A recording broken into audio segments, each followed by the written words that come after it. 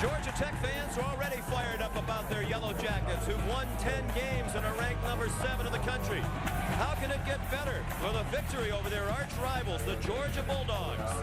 Mark Richt's team arrives in Atlanta trying to end a very disappointing regular season on a significant high note, while Paul Johnson and the Yellow Jackets try to take down the Dogs for the second year in a row.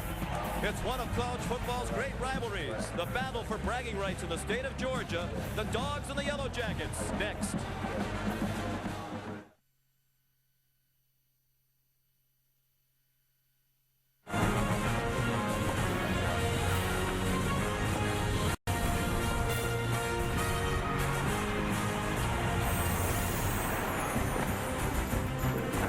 Welcome everyone to Saturday Night Football, presented by Southwest Airlines.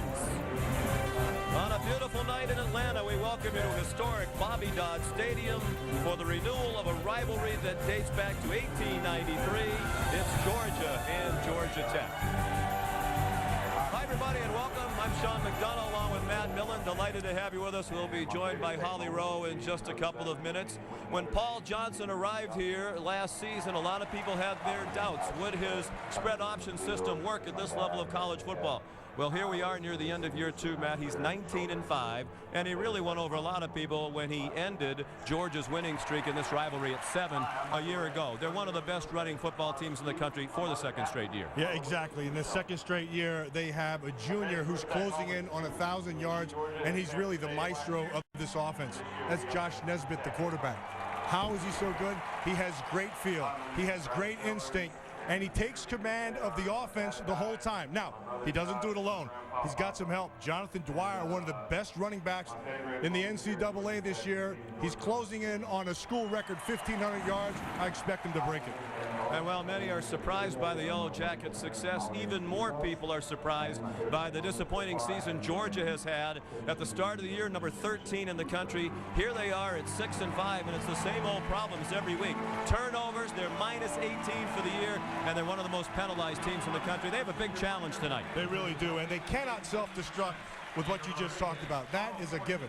The other given is that they've got to be able to control the football offensively and keep that Georgia Tech offense off the field. But hey, when the Georgia Tech offense shows up, they've got to be able to handle this triple option and speed option. And when they do that, it's going to fall on the shoulders of this linebacker. Very active, Rennie Kern, very smart, runs the defense. He's going to have an A game tonight. This is a very emotional rivalry, and moments ago as we approach kickoff, emotions already running high at midfield.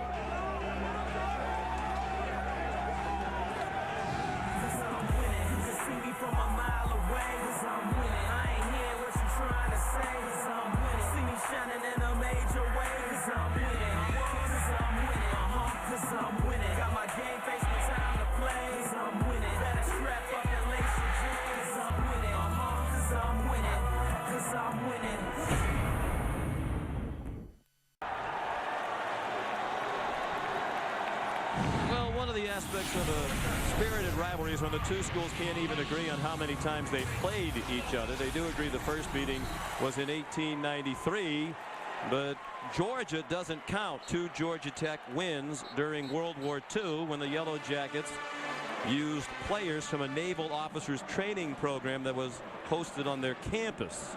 We do know that Georgia has won 7 of the last 8, but it was Georgia Tech ending a 7-game Bulldogs winning streak in the rivalry with their exciting win last year in Athens when they came back.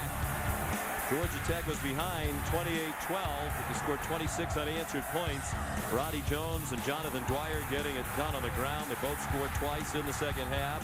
But it was Roddy Jones who made himself a legendary figure in Georgia Tech football history with his 54-yard run bouncing off Bulldog defenders. That was the game-winning touchdown in Georgia Tech's 45-42 win. Jones rushed for 214 yards. 2 touchdowns in that game. Let's check in with Holly Rowe. Well, Roddy was the big star in that game for Georgia Tech, and they've used some of that fame this week here on the Georgia Tech campus. Officials asked him to reach out to the student body and make this rivalry a little more tame from the fan standpoint. He recorded a YouTube video. He sent out a letter to the student body and asked everybody to be classy, don't throw things. But guys, he may have taken it too far. In pre-game's warm-up, it was pretty calm down here on the field. Not a lot of jawing and talking. I even saw him go over and hug a Georgia player. I might be crazy, but Matt, is there hugging in rivalries? No, there's no hugging in football, period, until the game's over.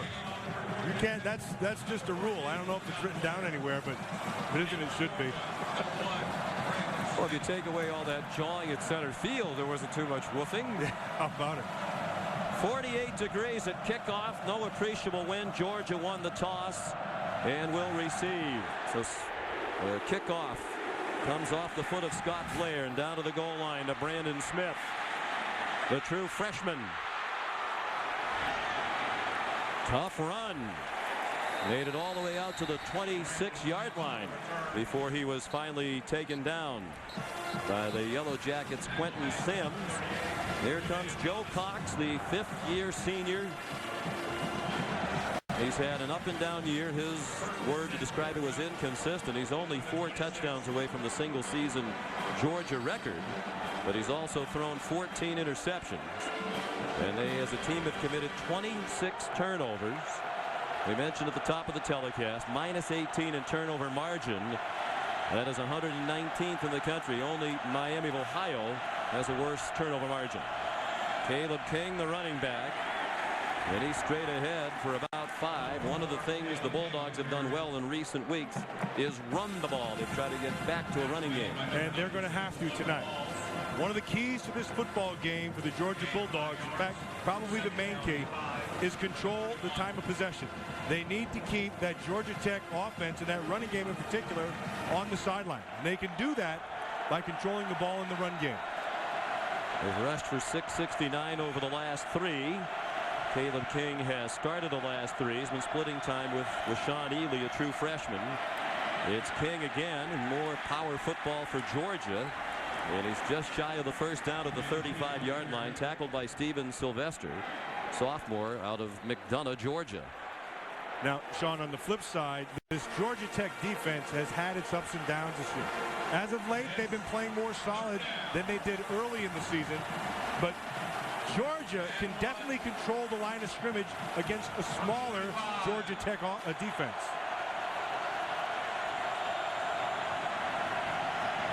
High formation behind Cox. 2 tight ends in the game, and it's Caleb King straight ahead for the first down out to the 38-yard line. It's an offensive line that's been in transition due to injuries all season long. They've used 5 different starting lineups up front. They feel like the running game's come along because that offensive line has found some stability. Well, Sean, you and I had a chance to see them firsthand under Coach Mark Richt out in Oklahoma State when they started the season. And they had some question marks, and he knew that. But now, going to the end of the year, they've kind of solidified that offensive line. 5 losses this year for Richt, the most he's had in a single season at Georgia. The handoff to Washaun Ealey, the freshman. He turned the corner and went down to the 43-yard line. Mike Peterson made the tackle for Georgia Tech. Washaun Ealey is one of those guys who's really easy to like. And the more you watch him, he's getting more and more comfortable in this offense. He has very good vision, and in the hole, he makes great decisions with his feet. Very, very distinct and quick. The leading rusher at 65 yards per game. They've spread the carries around. Been running back by committee for most of the year. Ealey again in Georgia. Nothing but runs coming right at with Georgia Tech with power football, and it's a first down to the 49. Cedric Griffin made the stop for the Yellow Jackets. Good block up front by Cordy Glenn, the left guard. And Cordy Glenn and big Chris Davis and Ben Jones inside. Clint Bowling, the left tackle. The right tackle, Josh Davis. They have size, and that's what the Georgia Tech defensive front does not have. It's a relatively small. Their biggest guy up front is 285.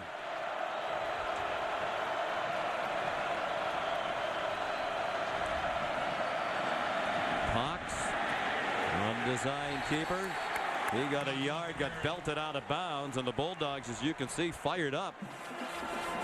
as they all circled the end of the play over there. Mike Peterson and Derek Morgan made the tackle. Morgan might be the best defensive end in the country. That's what Todd McShay said about him earlier today on ESPN. Well, you want to set the tone early. You're the quarterback. You can take Joe Cox and just lower your shoulder and play Bulldog football. Watch this. This runs right through him. That's a very good job of kind of setting the tone and being physical. Ben Jones, the center. I think through the block that got them fired up over there. 2nd down and 9.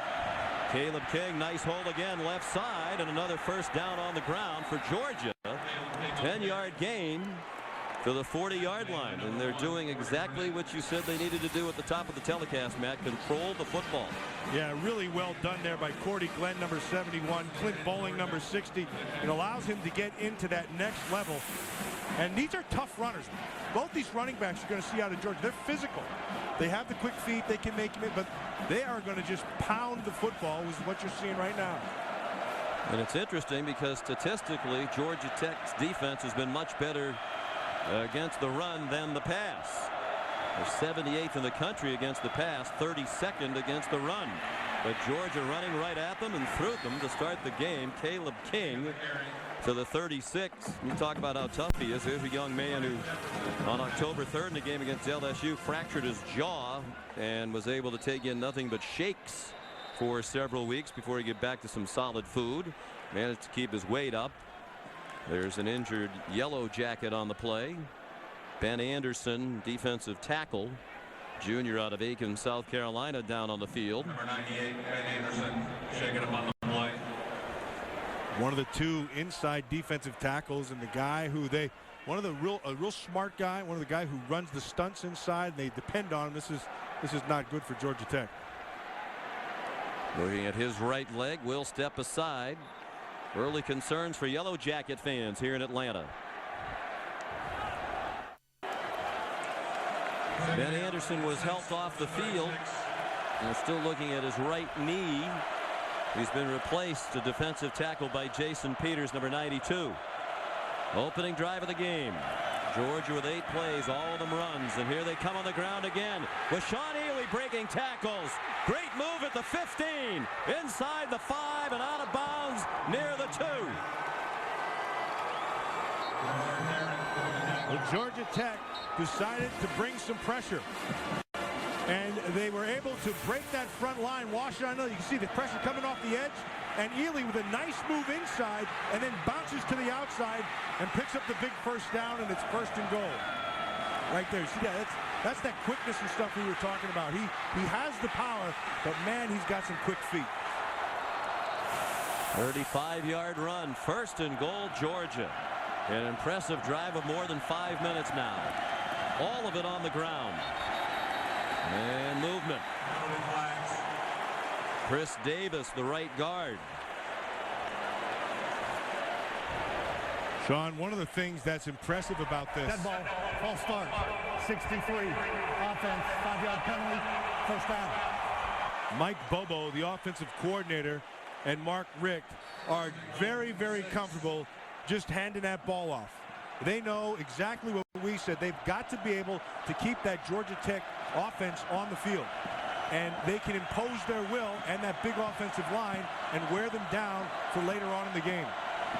Mike Bobo, the offensive coordinator, moved down to the field at midseason to call the plays. Dials up Caleb King, touchdown.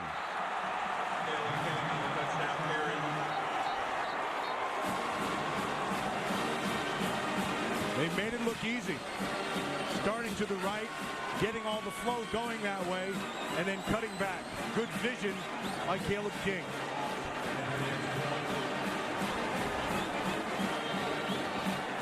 All the Georgia Bulldogs we talked to this week, Joe Cox, Rennie Curran, they all said the same thing. The team was still very motivated and unified despite the disappointment of the season, particularly the crushing loss last week to Kentucky. And they came out with great vigor tonight. 74-yard drive on 10 plays.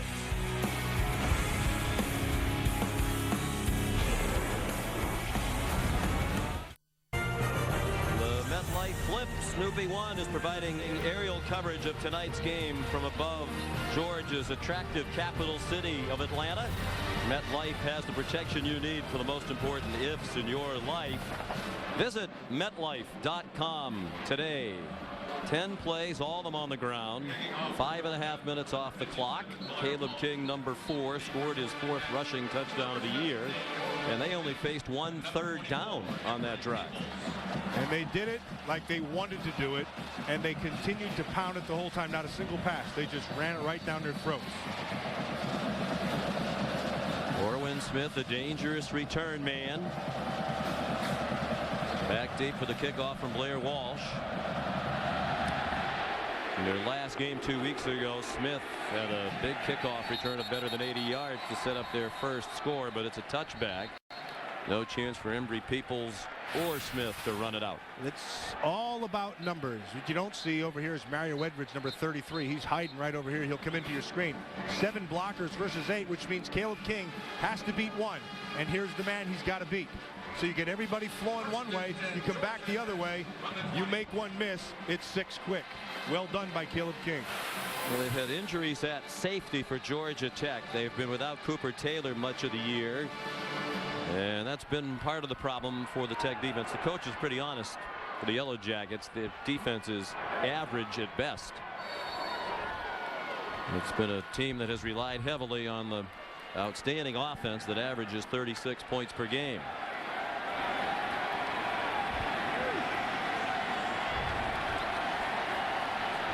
Josh Nesbitt, the quarterback. Jonathan Dwyer right behind him, their leading rusher. And Nesbitt comes out looking to throw, and it is incomplete, intended for Demarius Thomas. And we check in with Matt Weiner in New York. All right, Sean, here's a Taco Bell update from Palo Alto. Notre Dame in town. They fumbled the ball. 3 plays later, they paid for it. Toby Gerhart with his 24th touchdown of the season. A lot of Heisman voters with their eyes on him. 7-0 Stanford early. And I would be one of those people. He's had a great year, hasn't he? He sure has. From start to finish, he's running well. Interesting, Georgia Tech came out throwing. They completed 1 pass in the entire game last year in Athens, and it was on the first play from scrimmage. Trying to repeat that history, they could not.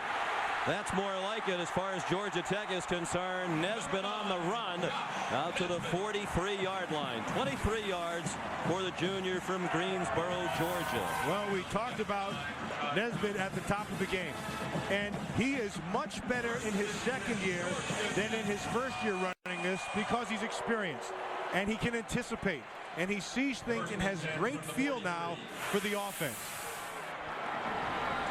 He runs pretty well for a guy who told us yesterday that on Thanksgiving Day 2 days ago he, quote, ate like a fat kid. Yeah, I got a kick out of that. He's a pretty well put together 6'1", 214 pounds. With that strong lower body fighting for every yard. And he got near midfield. Quality gain of about 6 for Paul Johnson. Serves as his own offensive coordinator, calls the plays, and you might notice no play sheet. Has no notes that he refers to. He's been running this system for a long time, and it's all in his head. He just looks at the defense, tries to see what they're doing, and then he picks the plays that he thinks will best attack the defense. I've been around a few guys like that, and they're rare. And they can just, their eyes are so well trained. Charlie Sumner was my defensive coordinator with the Raiders, and he was the same way. There's the option, and Georgia takes down Nesbitt at the line. Jeff Owens, an outstanding defensive lineman, senior out of Sunrise, Florida, made the play. Jeff Owens, and you see Cade Weston there, number 91. They do have size. And if they're going to have success tonight against this Georgia Tech offense, those two are going to have to play well. They're going to have to be physical, and they're going to have to be able to get up the field and do what you just saw there. Be able to get to that quarterback. Georgia Tech is 52% plus for the year on third down. Best in the ACC, third best in the country. And Nesbitt's pass is complete to Demarius Thomas. He's out of bounds at the 40 with a first down. And one of the reasons, Matt, that they convert so often on third down is they're looking at third and short so often because of their ability to run the ball well on first and second. Yeah, they do a great job. And usually what happens, Sean, because of that triple option threat, defenses tend to be in man-to-man quite a bit. And when you give a cushion like you did right there to Demaryius Thomas, he's going to beat you. He averages 24 yards per catch. His 40th catch of the year. So they've already completed as many passes against Georgia as they did all of last year. There's a fumble. Roddy Jones appeared to get it back. Georgia has recovered only one fumble all year. That is the lowest recovered fumble total in the country. And Georgia Tech has lost 11. And this happens. And this is not the most efficient way of running this triple option. But when you play this offense, you have to do two things. A, they make you defend the whole wide field. And B, defensively, you have to be a very good tackling team in the open field. Marcus Doughton was there but couldn't get it away. And Nesbitt with nowhere to run. Marcus Doughton, the linebacker, with help from Akeem Dent. A couple of linebackers there to take away the first option. The quarterback Nesbitt, who's rushed for 847 yards this season, entering tonight. He's already added to that. And that's already the most by a Georgia Tech quarterback in a single season, and the third most ever by an ACC quarterback. Not the same styles like a J.C. Watts or a Thomas Sloth, if you remember the Oklahoma days, but very efficient, great feel for the position. He was a shotgun quarterback in high school. Ran about 90% of his plays out of the shotgun. A late pitch. Marcus Wright ripped away from the hit. The fans wanted a face mask. They're not going to get it, but they do get the first down. D'Angelo Tyson made the stop, but now it's the Yellow Jackets trying to answer that impressive opening score from Georgia. That's a 13-yard gain for Wright. There are 3 points right there. One was the mesh point. 2 is the quarterback. And 3 right here is the pitch man. And when you play defense this way, it has to be assignment football.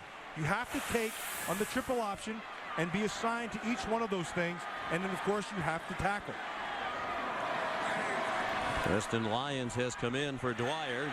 Here's a pitch the other way to Marcus Wright. He stopped to the line of scrimmage.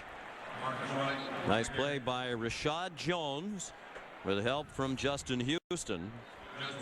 It was Jones who took a lot of heat at the end of last year's game. We showed you the highlight of Roddy Jones's 54-yard game-winning touchdown in the fourth quarter up in Athens. Jones had the last best shot at Roddy Jones. Couldn't get him on the ground. He's taken a lot of heat for a year from some Bulldog fans. But he's had a heck of a year this year. That's a good player. He says it's motivated him all year, and he said he was going to make sure he wrapped up every ball carrier tonight. They're having a tough time wrapping up Dwyer. He spins down to the 16-yard line. Ryan Evans made the tackle. Here's a look back at that play. There's a couple of things to consider. Jones right there wasn't the only Bulldog who had a shot on that play. Oops. Sorry about that. Yeah, he wasn't the only one who missed the tackle. And a lot of people who thought he was out of bounds. They reviewed it, and they ruled him in. Plus, Rashad had been blocked to the ground earlier in that play, got up and got in position to make the play. But still, he's the first to admit he should have made it. And he wasn't the only one who deserved blame on that play. Anthony Allen is smothered. Justin Houston again. Houston was injured at the beginning of the year. And Willie Martinez, the defensive coordinator, said that really crushed them in that game against Oklahoma State. He is a major part. And now they're going to go for it. I like this Paul Johnson. He has supreme confidence, not only in the offense and the style they play, but his players who are running it. Frequently they'll come up here and try to get the opponents to jump offside as well. 12th play of the drive. And now a timeout. Line judge on the near side of the field stopped the action. They're SEC officials on the field and ACC in the booth. Georgia out of the Southeastern Conference and Georgia Tech from the Atlantic Coast Conference. The Yellow Jackets have already won the Coastal Division of the ACC. They'll play Clemson in the Dr. Pepper ACC Championship game in Tampa next week. They go for it a lot. They're successful most of the time. Trying to get him to jump, and they did. Unfortunately, it was their own guy.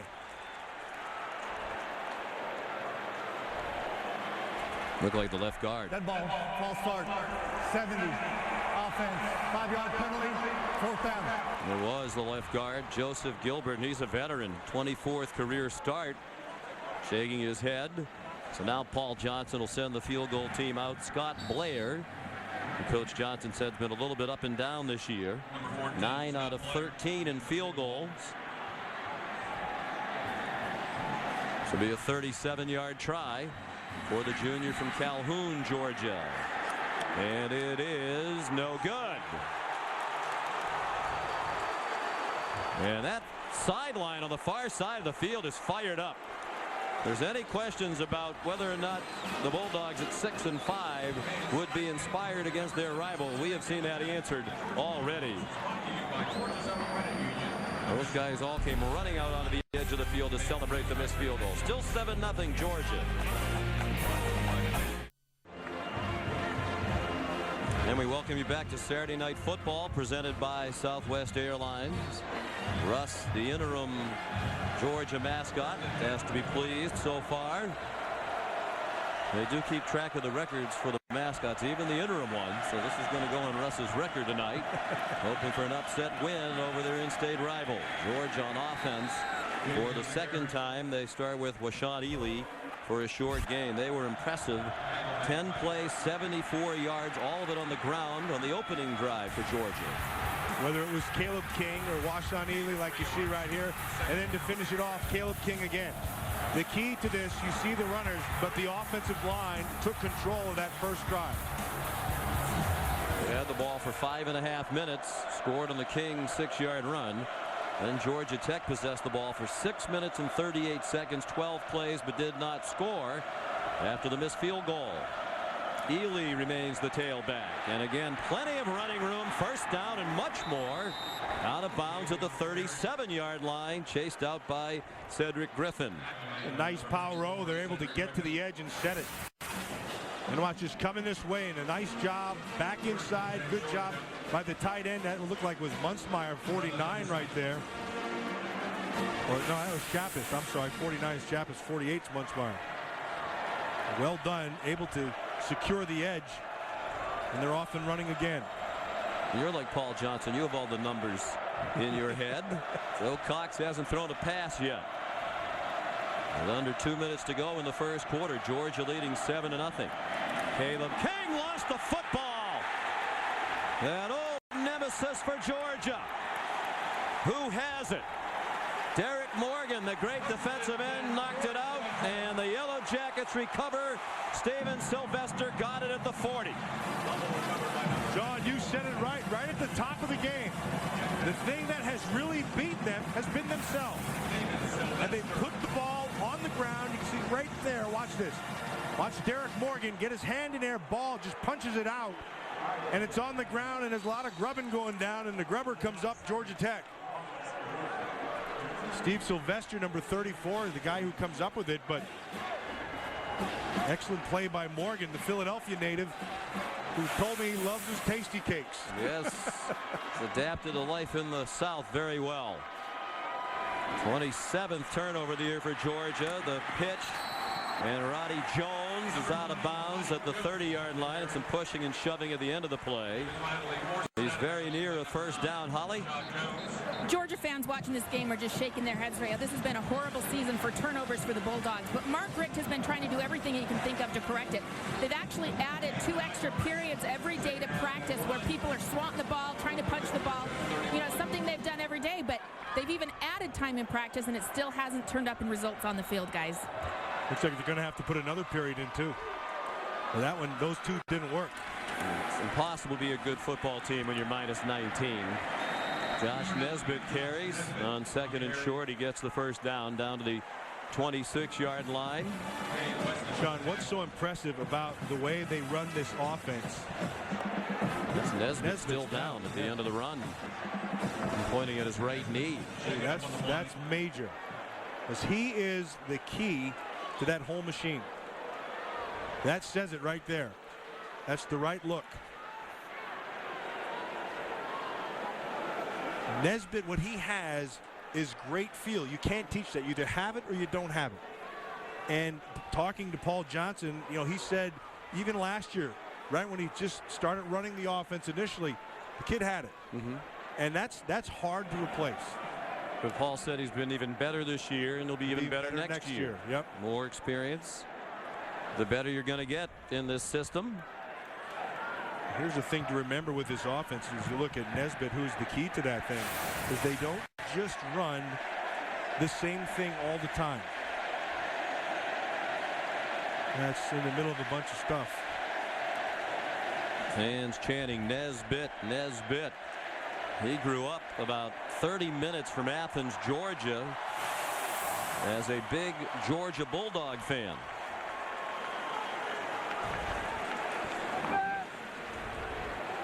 He said Georgia recruited him, but he wasn't going to be able to play quarterback there. Wanted to come someplace where he could.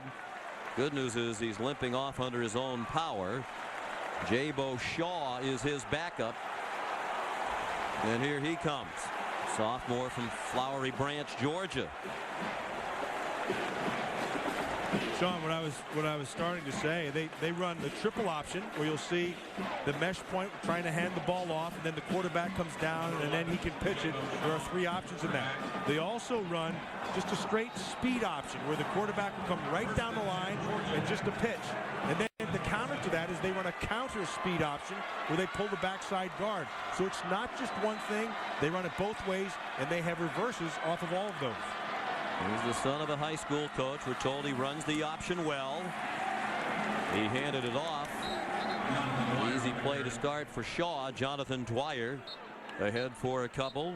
Jeff Owens made the tackle. We'll tick down to 30 seconds left in the first quarter. So if you're the Georgia Bulldogs, then you know Nesbitt's out. Now you have to be able to play great assignment, and the first assignment you have to take care of is Dwyer. Because if I'm Georgia Tech, I'm going to start running my fullback and try to get him the ball as much as possible. Shaw's appeared briefly in 5 games. He broke his collarbone in August. That set him back. Wasn't cleared to play until early September. He keeps it and gets nothing. Rennie Curran, Georgia's leading tackler, with over 100 tackles for the 2nd year in a row. That's going to be the final play of the first quarter. As they tend to Nesbitt, our score is Georgia 7 and Georgia Tech nothing.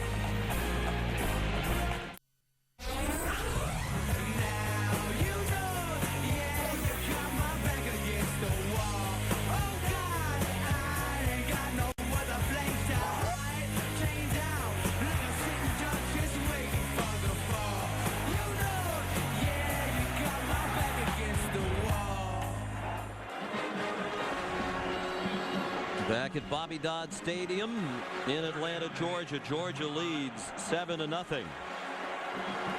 Georgia Tech with the ball. 3rd down and 8. They're at the Georgia 25. With the backup quarterback, Washaun still in there on the delay. Jonathan Dwyer nothing doing. The good news is Josh Nesbitt is back on his feet. He's been flexing his knee, and now he's trying to walk around a little bit, but he certainly is not moving briskly. And the body language isn't particularly good with those members of the training staff. Well, Sean, for the Georgia Tech, for the Georgia Bulldogs and their defense, this is the 2nd series, and the 2nd, in essence, three and outs. And that's, now, it's going to end with another a field goal attempt, but good job by the Georgia defense. Here's Blair from 42 yards, and this time he's on the money after missing from 37 in the first quarter. So Georgia Tech is on the board. Sure to tune in to ABC's college football coverage next Saturday noon Eastern time. We'll reveal moment number 4. Scott Blair kicks off after his field goal got the Yellow Jackets on the board. Here's Brandon Boykin. And he's in trouble and taken down near the 10. Jernea Thomas with outstanding coverage for the Jackets. Holly? Well, guys, Josh Josh Nesbitt, the quarterback for Georgia Tech, has been examined for a right lower leg injury. It's just above his ankle, below his knee, maybe one of those dreaded high ankle sprains. He put some balance, some weight on it, tried to walk it off, but he sat down on the bench and he was in so much pain, he finally just told the trainers, I got to go out. So they've taken him to the locker room. Guys, keep in mind, Jay Beauchard's backup has run the ball just 11 times and only thrown it once this whole season.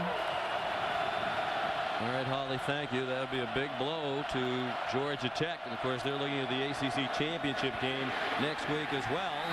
And Tavius Wooten taken down immediately by Mario Butler as Georgia throws its first pass of the night for a short gain. They got about 2. And I hope that is not a high ankle sprain. Because those things, they'll tell you 6 weeks, but it takes longer until you can get up and press off. You feel like you're better, but you're not. You can't get up on your toes and push off, and that's a tough injury.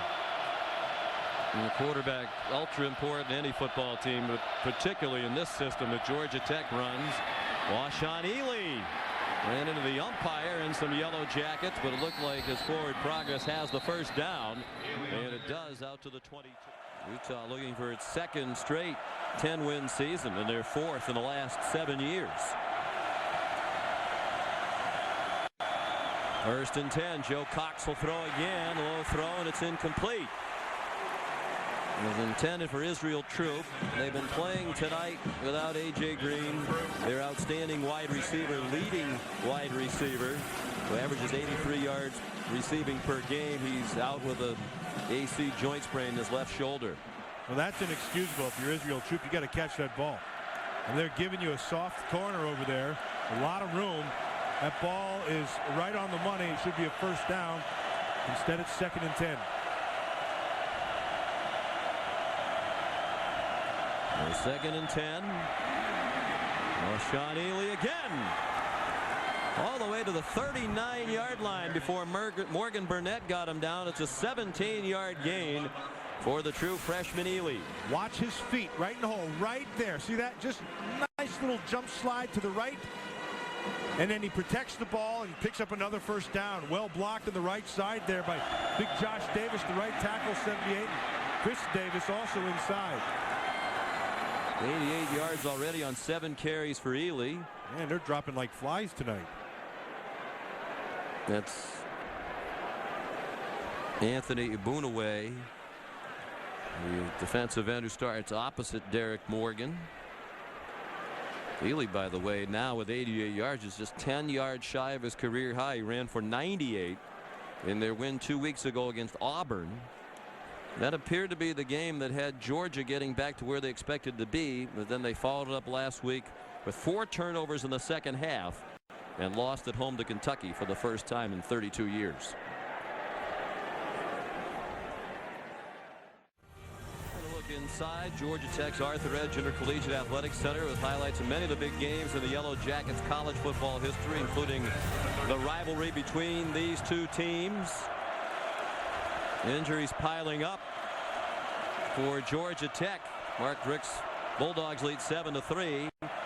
Ibunaway went off under his own power. Looks like he might be back, but Ben Anderson, the defensive tackle who was injured earlier, is on crutches with a right knee injury. Unlikely to return. Cox, a great pump fake, has a receiver, and it's dropped. Rantavius Wooten. He was on his way to the end zone. Joe Cox, 2 perfect throws and 2 perfect drops.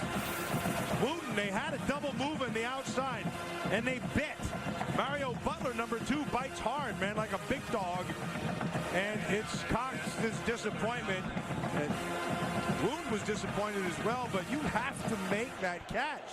Might not have been a touchdown because Morgan Burnett was racing over, but he was the only man Wooten, the true freshman, would have had to beat. 2nd and 10. Back to the run with Caleb King. And that's a 4-yard gain. Holly? Well, guys, Anthony Ibunaway is going to be okay. As you can see him trotting right back out on the field right now. That's good news for Georgia Tech. They already lost Ben Anderson likely for the game, and their quarterback, Josh Nesbitt, still in the locker room. I'll give you an update as soon as I have it on Josh. Well, Sean, Holly, you'll be ready for another one because we just got Cedric Griffin, who just made that tackle. He's not getting up. Shaking up on Man, the it's a plate. war of attrition down there tonight.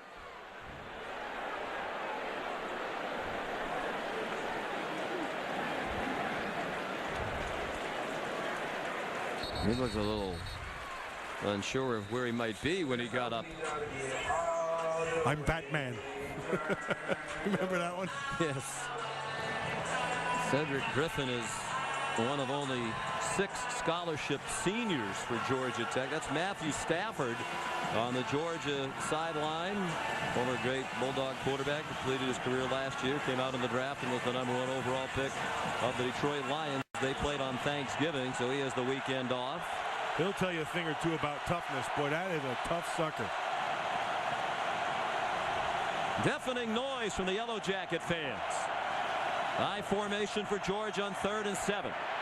Cox throws it in the flat. First down. Nicely done. Orson Charles, the true freshman tight end, who's been an emerging threat in recent weeks. That's his 21st catch of the season. Well, he's not going to be able to make this throw without a nice block on the top side. They bring some pressure off the top. Derek Morgan and Josh Davis gets his hands on him, which allows Cox to step up and find this talented freshman. Boy, he's got a heck of a future in front of him, that Orson Charles. Big, he blocks well at the point of attack, which you don't find, and he can run. Coming off a career-high 4 catches for 73 yards and a score last week against Kentucky. 9-yard gain, moves the chains. Cox deep end over the head. Breeze at the top of his game, and Brady is back. And now he can throw it to the best receiver in the National Football League consistently, Randy Moss. Boonaway and Griffin both on the field for the Georgia Tech defense. Ealey with huge holes, flying down the sideline, and it was Cedric Griffin who raced back to help Morgan Burnett get him on the ground. But another big chunk on the ground for Georgia, 34 yards, first down. What a nice block by number 49, Sean Chappis, the fullback. Watch him right here. He's going to track. Keep coming, keep coming. Here comes the safety corner. Bang. Nice shot. Ealey down the left sideline. Yeah, that's the way you're supposed to block. Stick your face in there and allow your teammate to pick up a big first down. 122 yards in the first half for Ealey. That's his career high. And the Bulldogs called a timeout. Ealey might be a little winded. He's done a lot of running here in the first quarter plus. Back at Bobby Dodd Stadium in Atlanta in time for our Pacific Life game summary. Georgia with 161 yards rushing. Washaun Ealey a career high 122 already on 8 carries. 4 of those runs are gone for 35, 14, 17, and 34. And the most recent one has them in business in the red zone. 15-yard line, 1st and 10, leading 7-3. Up the middle, Caleb King. Powerful 8-yard run. Cedric Griffin and Morgan Burnett again. Burnett, one of the best safeties in the country, a junior. His brother Cap Burnett played at Georgia. And Morgan was home for Thanksgiving. They played a video game, and if Morgan won, Cap had to wear a Georgia Tech sweater to the game tonight. Morgan won, so somewhere in this big crowd is Cap Burnett, Georgia Bulldog football alum, wearing a Georgia Tech sweatshirt. Yeah, not a good night, though, if your safety is making a lot of tackles. That means your front seven's getting whipped. Looks like Orson Charles jumped right there, number 7, tight end. Dead ball, false start. Number 7, offense, 5-yard penalty, second half. Well, they are again among the most penalized teams in the country for the 2nd year in a row. They're averaging 73 penalty yards per game this year. That's most in the SEC. And there are only 4 teams in the country penalized more than Mark Richt's team. They overcame a penalty on their first drive down to the goal line. Caleb King driving inside the 5. Morgan Burnett prevented the touchdown, but it's a first down and 1st and goal for Georgia. This is that power we were talking about. Just watch the offensive line come off the ball. Well done by Chappis again, 49. And then King just powers through 2 defenders. Chappis is having himself a good night. He's helped pave the way for Ealey and King, both working on huge numbers here in the first half. Georgia trying to add to a 7-3 lead, and King greeted rudely. Loss of a yard. Cedric Griffin again there. He's their second leading tackler out of Blair, South Carolina. They underwent a little bit of a change philosophically, defensively, in the middle of the season, which is very rare. And what they really did, they had to shore up their run game and their run fits. We had a chance yesterday to talk to a couple of the guys, and they were unsure initially. And then once they made the changeover, they started to play a little bit better defense. But right now, they're physically getting beat. Saw Nesbitt on the sidelines, and it looks like he's moving with greater agility than he was when he first came to the sidelines injured. He had a headset on a moment ago talking to the coaches, which would lead you to believe that he's preparing to go back into the ball game. He's hoping the defense can rise up. Georgia, meanwhile, is going to use another timeout, leaving the Bulldogs with 1. And here's a look back at the play on which Nesbitt was injured. Got his right leg twisted. Holly Rowe reported between the knee and the ankle, perhaps a high ankle sprain. Walked off very gingerly, went to the locker room gingerly with an obvious pain, according to Holly. He looks a lot better since he came out of that locker room. Well, Pete, see him right there, how he's jumping up on both toes like that. That's no high ankle sprain. If that's a high ankle sprain, he can't do that. High ankle sprain is not your traditional sprain where both those bones in your leg come down on top of the ankle. It splits, but it doesn't break the bone. It splits the cartilage that's in there. It's tough. Well, we're in a great medical center community here in Atlanta. He probably went in, had a quick ankle transplant, and he's right back out there ready to go. Yeah, I'll have an ankle, please. You got an extra one? Sure. Tape it right on. Joe Cox has been playing all year with a sore shoulder, rotator cuff soreness. He doesn't throw in practice on Wednesdays. They try to reduce the wear and tear. The coaches feel it hasn't hurt him during the game. Matter of fact, Mike Bobo says he throws about as good a deep ball as they've had at quarterback in recent years. It would help if his receivers would catch him. Mike Bobo himself, a former Georgia quarterback. 2nd and goal from the 5. The toss to Washaun Ealey, and he's stopped to the line of scrimmage. Brad Jefferson, the middle linebacker, rallying to the ball. The junior out of Wrightsville, Georgia, their leading tackler for the year. Yeah, he makes the tackle, but Mario Butler, number 2, he makes the play. He's the one that takes out the guard. Watch Butler come up. He's going to take Chappis. Boom, right there. Forces him back inside, and then Jefferson can come over and make the tackle. Well done right there by Butler. By the way, this is officially the loudest PA system I've ever heard. Holy smokes. And that's almost unsportsmanlike, the noise at which the Georgia Tech folks are playing, the volume at which they're playing that noise through the PA system with Georgia on offense.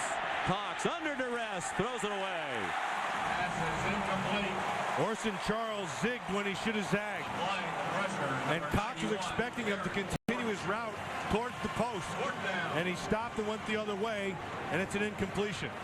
Good job by the Georgia Tech defense on the early downs to force that 3rd down throw, and now this attempted field goal. By Blair Walsh, who's had a magnificent year, 16 out of 17. He's one of the 3 finalists for the Lou Groza Award as the best place kicker in the country. And that one's good from 22 yards. But it's still just a 1-score game. 10-3 Georgia midway through the 2nd quarter in Atlanta.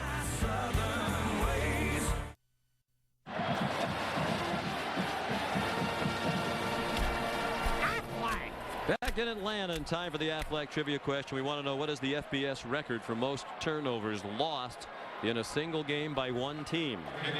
That's this level of college football, FBS, Football Bowl Subdivision. The artist formerly known as Division 1A. I think a lot of people still don't know what FBS and FCS mean. I got the BS part down. I never got the F part. There's Blair Walsh ready to kick it off. Embry Peebles and Orwin Smith back deep. Another booming line drive kick. And Peoples won't try it. The Nesbitt is on the sideline. Is he going to come out with the offense?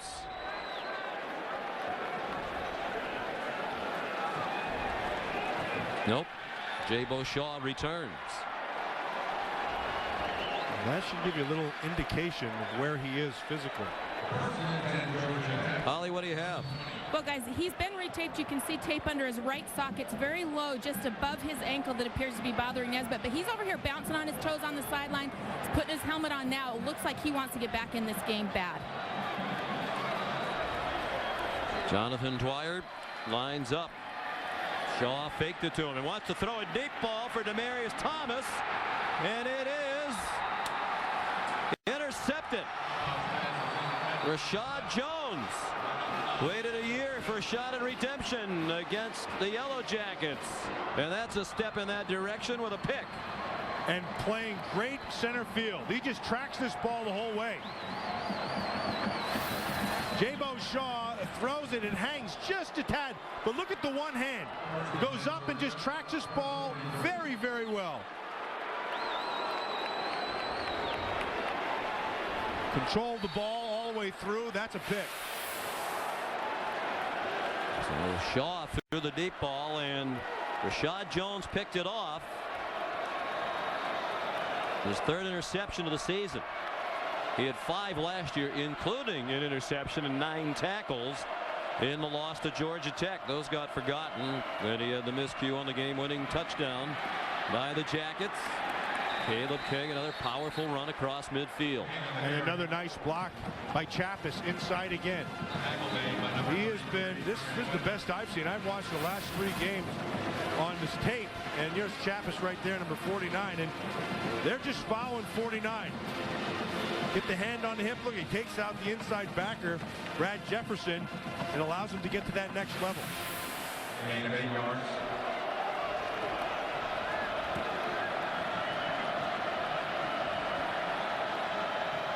After an 8-yard gain, 2nd and 2 from midfield.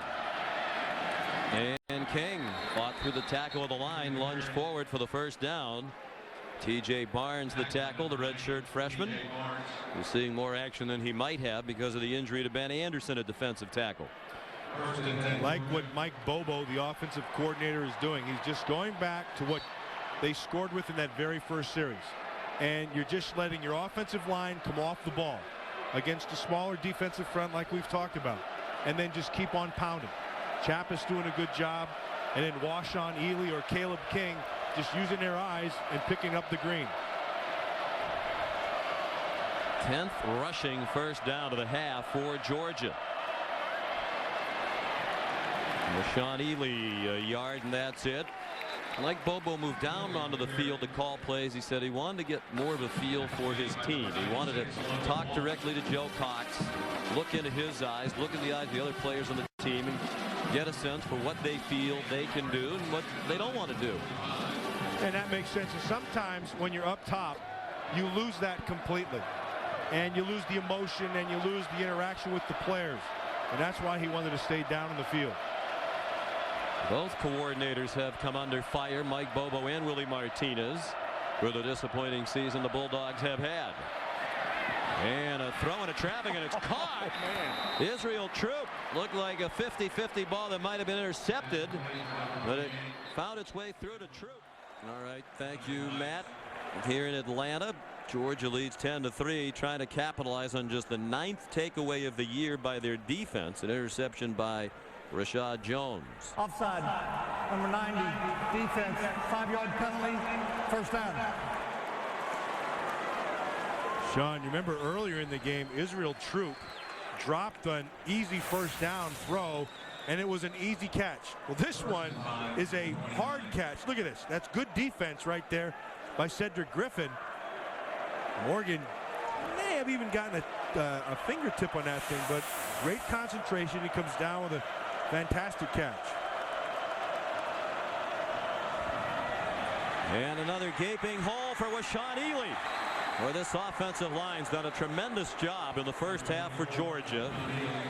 And they are giving the Jackets a taste of their own medicine. It's Georgia Tech that leads the nation in time of possession this year, but it's just about a 2-to-1 edge in time of possession here in the first half for Georgia. Yeah, look at right here. Clint Bowling right there. Nicely done. Number 60. Cordy Glenn, number 71, does a really nice job also. Aaron White, the tight end, gets in on the action there. They're just winning up front. 14-yard gain. 202 yards rushing for Georgia here in the first half. Washaun Ealey, a 2-yard pickup. And the clock will be under 4 minutes in the half when it is next snap. And Paul Johnson hates this. His team is accustomed to having that kind of an edge in time of possession. They've held the ball for an average of 34 minutes and 25 seconds this year. And if you watch carefully, where they're not running is at Derek Morgan, number 91. They know where he's at. He's an outstanding defensive end, and they're going the other way. Here's Derek Morgan right down here. Very talented junior class for Georgia Tech. He's a junior. Cox throws it. Man open. Back of the end zone and incomplete. Tavares King was spinning around as he tried to adjust to that ball and couldn't take it in. There's a play that was there that should have been made and was not. Watch Tavares King. He's got a little bit of a cushion. Just a slight bend to the inside, and Joe Cox missed him. That should be 6 quick. The last time there were 2 drops. This time it's completely on Cox's arm. They've been throwing double moves here a couple times tonight, and these corners of Georgia Tech have been biting. Georgia Tech defensively hoping for another stop in the red zone to force a field goal try. Cox with time, runs out of it, throws, touchdown! Michael Moore, the senior from Fort Lauderdale. 13-yard catch. And the Bulldogs are up by 2 touchdowns late in the first half. Sean, they spread the field, and they went empty. Nobody back there. So you have 5 receivers out. And the key to this is the offensive line. And then Moore is able to slip right down in the middle of that zone. And it's 6. Rashad Jones lets you know how good it feels. And it's an offense that doesn't know what that feels like. A takeaway to set up a score. 9th takeaway of the year for Georgia. The interception by Jones. Still the fewest turnovers in the country in terms of takeaways. And that led to the touchdown pass. A beautiful throw by Cox to Michael Moore. It's 17-3.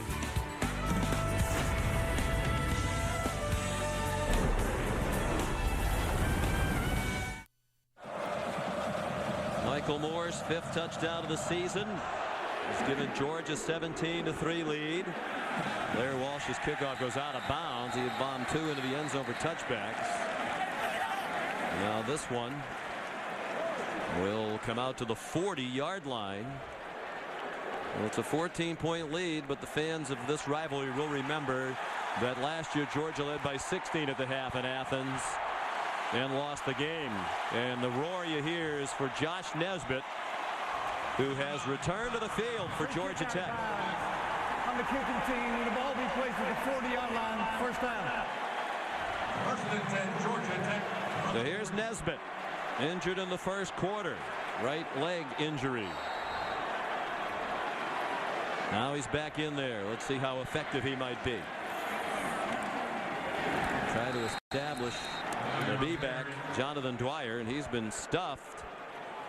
The Georgia Tech offense had just 12 yards of offense under the back of Washaun. He threw an interception. And just the 4th carry of the half for Dwyer, and he's got about maybe 10 or 12 yards, something like that. When they're humming, Dwyer's the guy carrying the load. He's their leading rusher for the year. Over 1,200 yards coming in. And the pitch. Embry Peebles. And Peebles is down just shy of the first down at the 48-yard line. We approach 2.5 minutes to go in the half. All 3 timeouts left for Georgia Tech.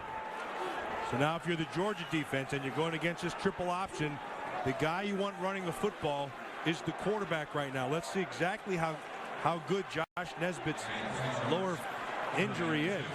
So take away the pitch and get on the mesh point and see what the quarterback can do. It's the 20th play run by Georgia Tech. Georgia's run 35. Peoples, nice cut, first down to the Georgia 40. Rennie Curran, the junior, made the tackle, but it's a 12-yard gain for Peoples. Just a simple, quick pitch. They're going to bring the motion, and they're able to secure the edge. Well done on the outside by Anthony Allen, number 18. And then he takes that block and uses it to his advantage, comes back inside. Joe Gilbert, a cut block on Rennie Curran. He still got back up enough to make the tackle. Nesbitt takes the pitch, but there's a flag and whistles before the snap. Official on the line, far side of the field, came running in. Prior to the snap, false start, 24, offense, 5-yard penalty, first down. Embry Peoples moving prematurely. I know they like the matchup outside with Demarius Thomas and any of the corners. And they like to run that play action, which you saw right there, and get him down the field. They're getting big numbers out of Demarius Thomas. And Nesbitt, a design throw. Far sideline. Tyler Melton, just his third catch of the year. Their passing game is decidedly tilted toward Demarius Thomas. He started the day with 39 catches. The next highest reception total for an individual on their team was 6. Not like no teen or like no, 26. 6. 39 for Thomas. Next highest guy, Peoples, 6. 6. Not a lot. Demarius has added 1 tonight. He actually leads the ACC in receiving yards per game. But when they throw it to him, it's usually a big hitter. Nesbitt is smoked. Back on the other side of midfield. Double teamed by Akeem Dent and Justin Houston.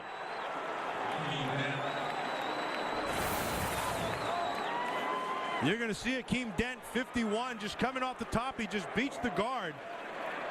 And then he can't get away from him. Nesbitt tries to dipsy doodle him, go out to the outside, but Dent runs him down with Houston. The defense rising up for Willie Martinez, the beleaguered Georgia defensive coordinator. Many believe his job will be terminated. He'll be terminated when the season's over. Jonathan Dwyer carries just straight ahead. Jeff Owens made the stop. They didn't get a ringing endorsement the other day, Matt. We asked Mark Richt if he was anticipating the much discussed staff changes at the end of the year. He said, I'm focusing on the Georgia Tech game. Well, he can focus right now because this defense is playing well. You get yourself a big sack. They've been playing decent pass coverage. And they're keeping them what they wanted to be able to do. This Georgia Tech offense has not done anything here in the first half. Now, a lot of that is the injury to Nesbitt, and the other half of it is that Georgia offense. Now, here's a timeout. Paul Johnson was going to let the clock run down, I think, to about 2 seconds, and then throw a Hail Mary pass on 4th down. Bulldogs had started to the locker room, but they're going to have to defend one more play. They got about half of them already in the locker room. And now they're telling them to come back out. Well, they rallied the troops back onto the field. Will answer tonight's Aflac trivia question. We're going to put 3 seconds on the clock. What is the FBS record for most turnovers lost in a single game by one team? The answer is Georgia. Committed 13 turnovers against Georgia Tech in 1951. Not surprisingly, Tech won the game 48-6. Yeah, it's number one, don't beat yourself. You do that with penalties and you do it with turnovers, and on any level of football. Not sure all the players that Mark Richt wants on the field are actually back from the locker room. There's still some of them racing on. There's Prince Miller, the starting cornerback, who's running right onto the field. He was already in the locker room. Third and final timeout. This will be a 30-second timeout. Well, that's good right there by Mark Richt, because he didn't have all of his guys. Right. And you can't blame the officials here. I mean, Georgia started running for the locker room with time on the clock and didn't anticipate the possibility that Georgia Georgia Tech might call a timeout to run one last play. So it's not the officials' fault that these guys were in the locker room, so there's no reason they should hold the game. I don't think it matters that they had to use that last timeout. No, not at all. It doesn't give them time to talk about what's going to happen here. You'd have to think of some sort of Hail Mary in the general direction of Demarius Thomas. Yeah, and that's why they had to have Prince Miller out there, the other corner. Brandon Boykin, the other number 2, was already out there. But Prince Miller, 23, he came threw his hot dog Coke and got it off and wiped the mustard off his chin, and now he's out there. Slices. 3 receivers to the left, 1 to the right. And Nesbitt starts from under center. Throws it on the run. It'll reach the end zone. Might be too long, and it's incomplete.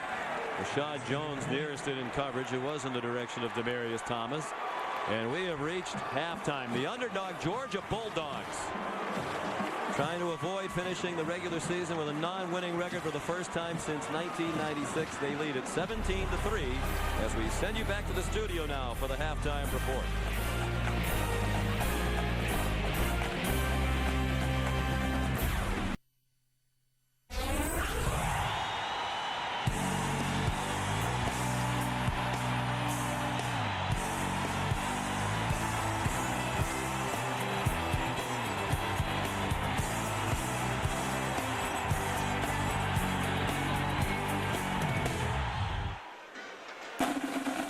Matthews Band is our featured band all season long on Saturday Night Football, including songs from their new album Big Whiskey and the Groove Rucks King.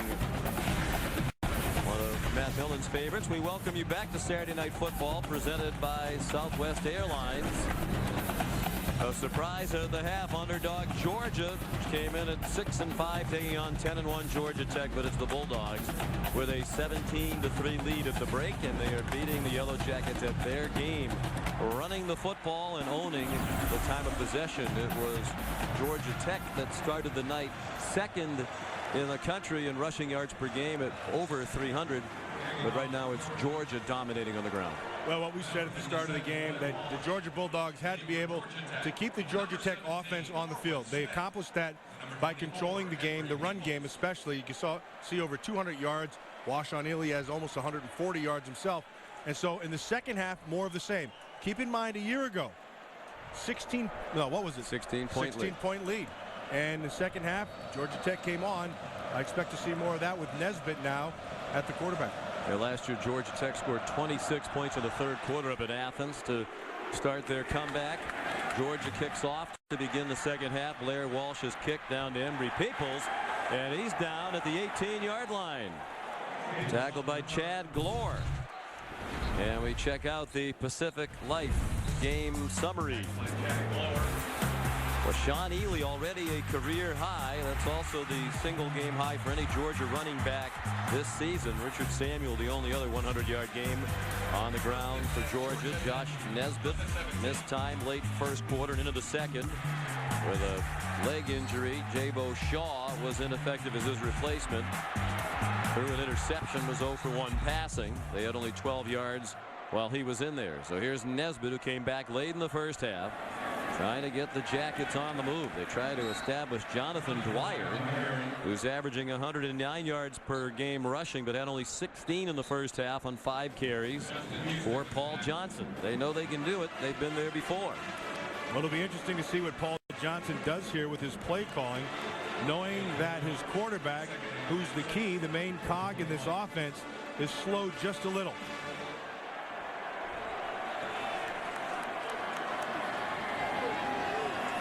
Second and 6. Nesbitt managed to stumble ahead for a couple. It'll be 3rd down and 4. Here's Holly.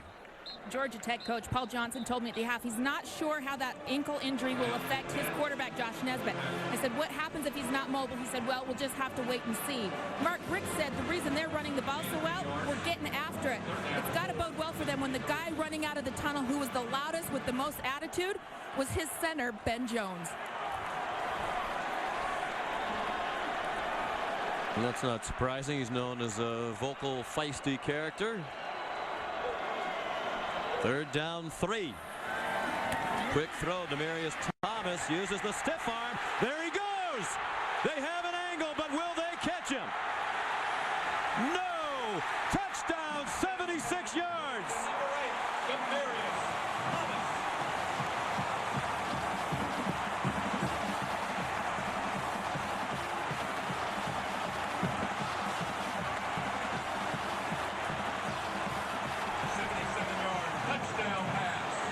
One of the keys when defending this offense, they spread you out. They force you to defend the whole field, and then they make you have to tackle in the open field one-on-one. Vance Cuff didn't get the job done. Demarius Thomas did.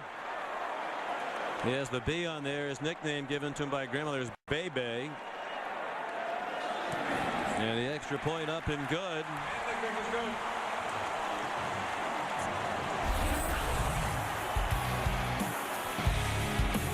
Demarius Thomas, his 7th touchdown of the season.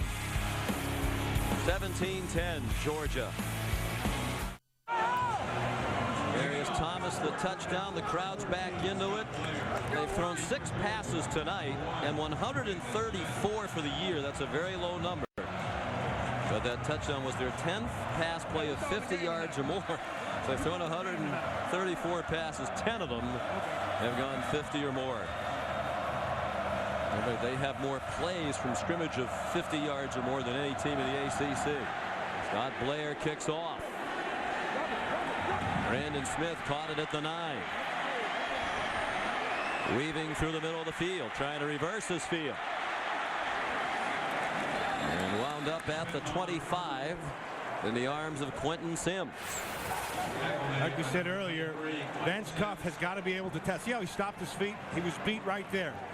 And then Rashad Jones, number 9, had the shot of the angle.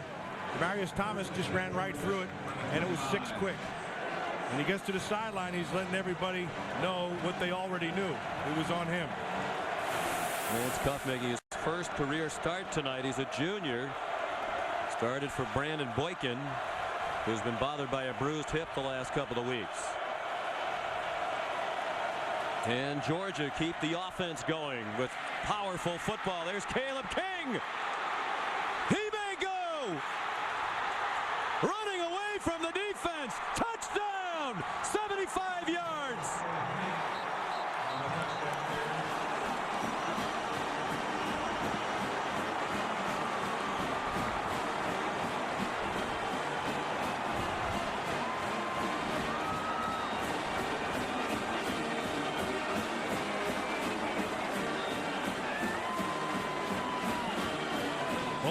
Take long. You got 76, we got 75.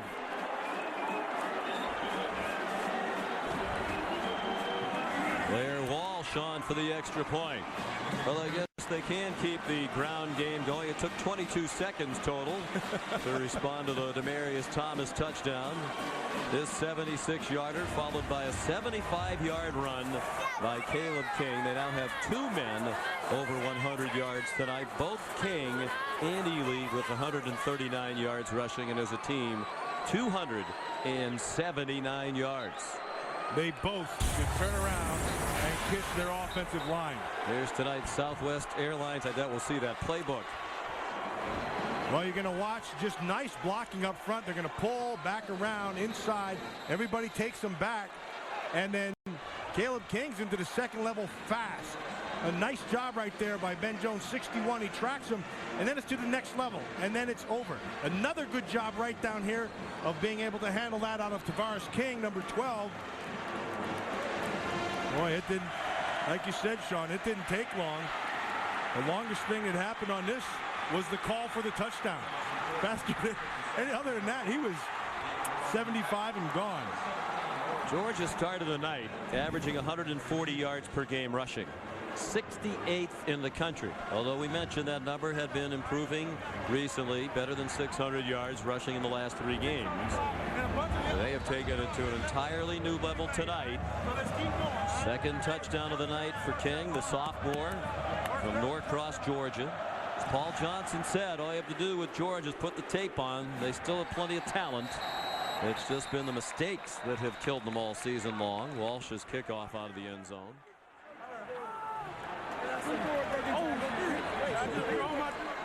Well, will there be a one-play response from Georgia Tech? Nesbitt, the toss. Anthony Allen, the transfer from Louisville, didn't go the distance, but it's 16 yards. And a first down. Rashad Jones, another tackle for the Georgia defense. Ronnie Jones had himself a nice block on the edge, able to allow him to be able to get out there and pick up that first down. That's one thing you notice with this Georgia Tech offense right away. The receivers block very, very well. They do as good a job of blocking in space as you see in college football. And they have to, or they won't play on this team. Nesbitt started one way, came back to the near side. Another quality gain to the 43-yard line, where Akeem Dent made the tackle. And another quality block by a receiver. This time, Demaryius Thomas. Watch number 8. He's going to go in and dig out that safety. Oh, that's a good job right there on Brian Evans, number 3. And again, if you can't block, you can't play at Georgia Tech. Demaryius Thomas, he knows how to block.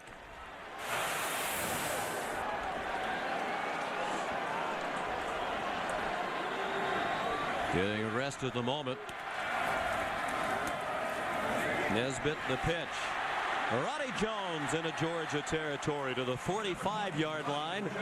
And a first down. Here come the Yellow Jackets again. That's a 12-yard gain for the sophomore from Stone Mountain, Georgia. Well, you get the feeling that we're going to have a track meet here in the second half. Watch Nesbitt right there. He is right. All he's doing is just eyeballing him. Just hesitate a tad. Now it goes out. He's able to hit that crease.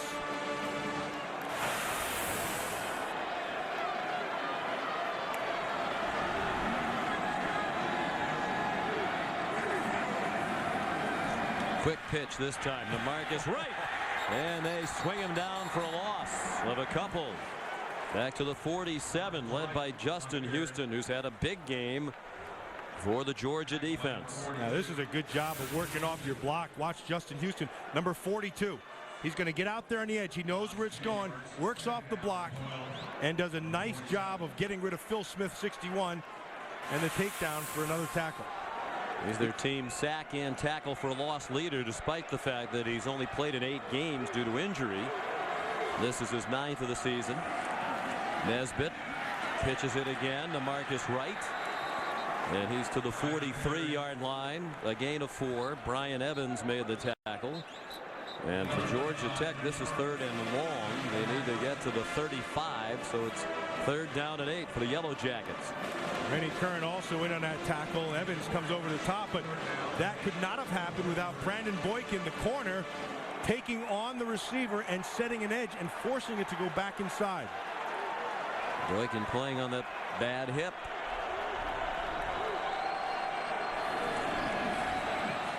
Nesbitt stops, reverses field. He's in trouble and dropped for a loss. Lost a yard. Back to the 44. Geno Atkins chased him down. That's good hustle by Atkins, but it was well defensed on the front side. And because they had a gaggle of guys out there, he reverses his field, and then Atkins is able to knock him down. And interesting, Paul Johnson, who likes to go for it on 4th down, is going to go for this 4th and 9 from the Georgia 44. See what kind of coverage they're going to give him here. I think they're sitting in a zone. And Nesbitt will throw it, and has to throw it on the run, and it is caught! Demaryius Thomas, he's out of bounds, but he has the first down. Marked out at the 27. That's Rashad Jones, the safety, who ended up matched up on him. He ends up being in the slot. They were playing a zone. Here's Rashad Jones. What they're going to do, they're going to run this thing off, and it really essentially becomes a one-on-one inside. Now, he has to maintain the scheme, and he goes for the pick, but Demaryius Thomas steps out of bounds after the nice catch. Mark Richt knows that defense was oh so close to stopping them and getting it back on downs. Nothing doing for Jonathan Dwyer. Brandon Wood stopped him. Well, it's the same offense. We mentioned at the top of the telecast. People wondered, yeah, it was successful at Georgia Southern and Navy, but would it work at this level of college football? It works, and the scary part is he has better athletes to run it now with guys like Nesbitt and Dwyer than he had when he coached at those other places. And he'll continue to get good players here.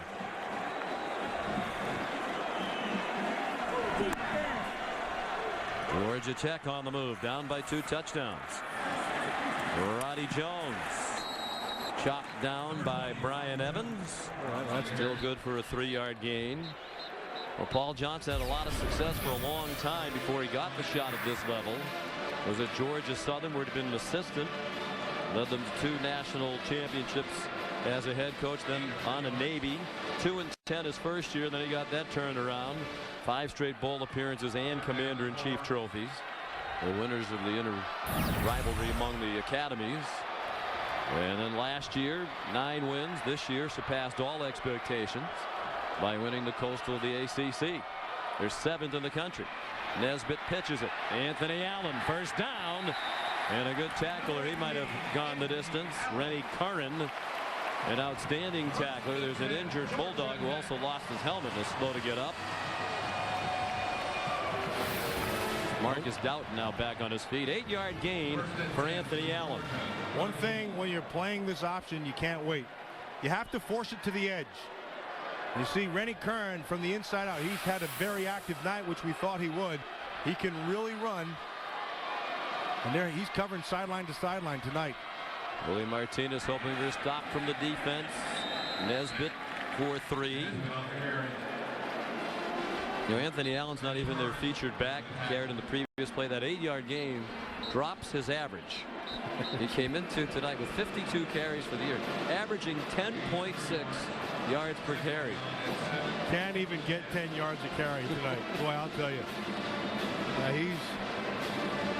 He's got the skills, but they put him in a great position in this offense. It's a good scheme for him.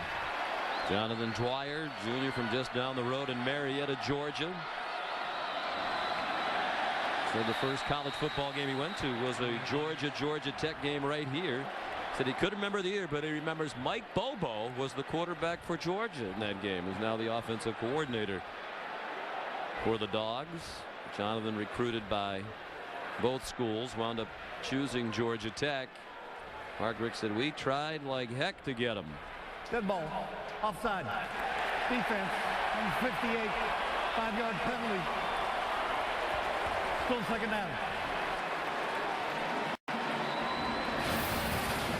You watch number 58. That's DeMarcus Dobbs right there. But well, that looked like it could have been Jeff Owens instead. Yeah. 95.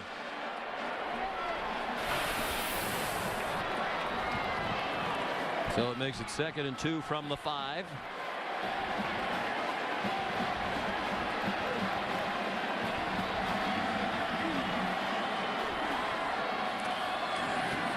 Dwyer lunging, touchdown. 21, Jonathan Dwyer on the touchdown carry.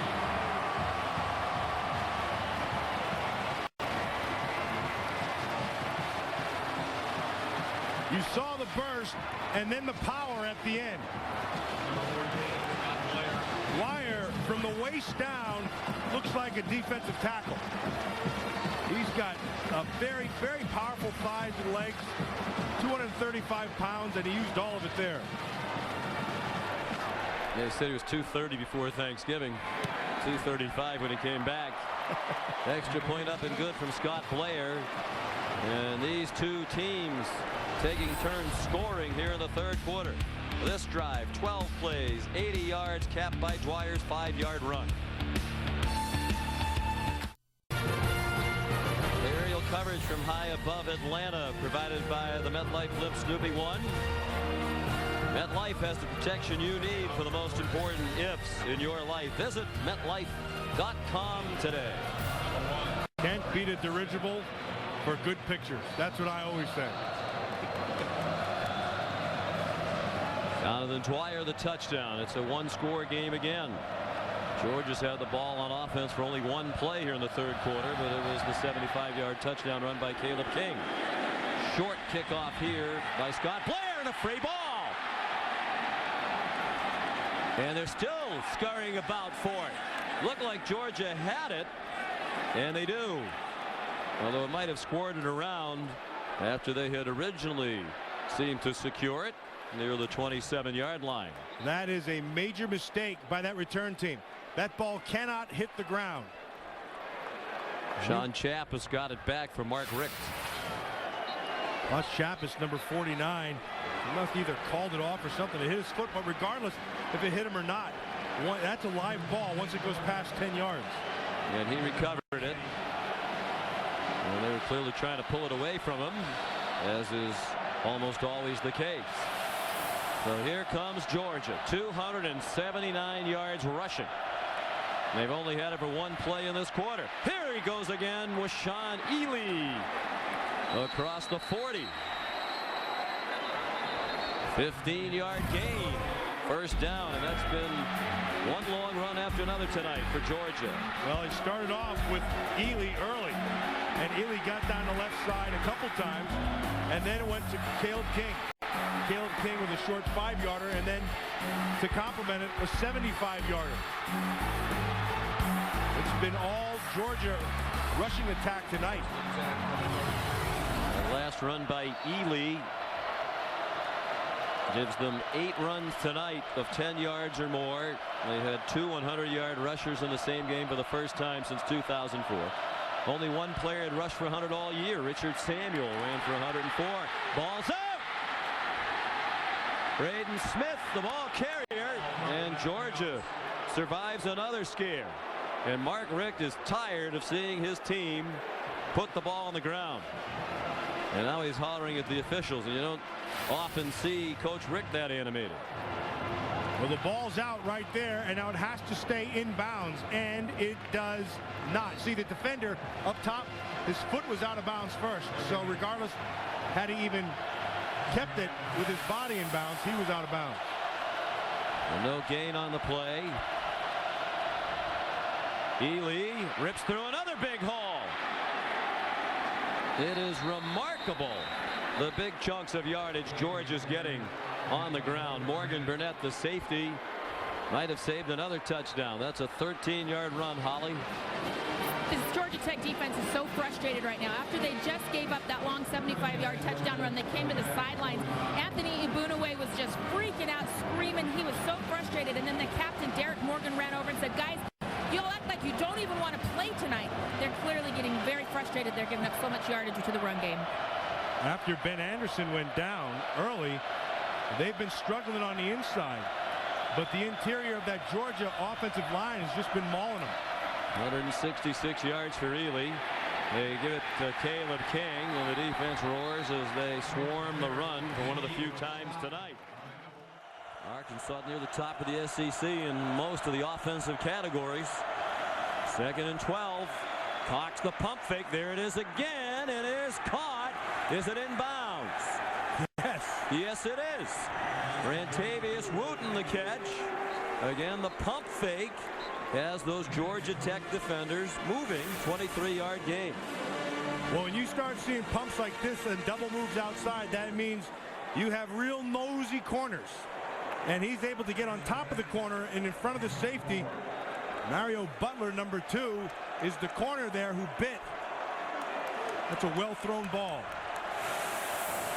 And the coaches have talked about the fact that Cox does throw a good deep ball. Georgia Tech defensive coaches saying he doesn't throw many intermediate passes. Everything seems to be short or long. Sean Ealey, no gain on that play. Derek Morgan spun him down. Joe Cox has been on tonight, though, Sean. I mean, I don't know what his numbers are, but I do know this, that he had a couple of big drops, and he really only threw one ball away. And that was about it. Other than that, he had a pretty good night here. He said it, and sometimes you talk to teams that have been disappointing, and they say, well, nobody's quitting. The attitude's great. Then you watch them play, and they throw out a stink bomb. But he said it, and it's been true. This team has come out ready to play tonight.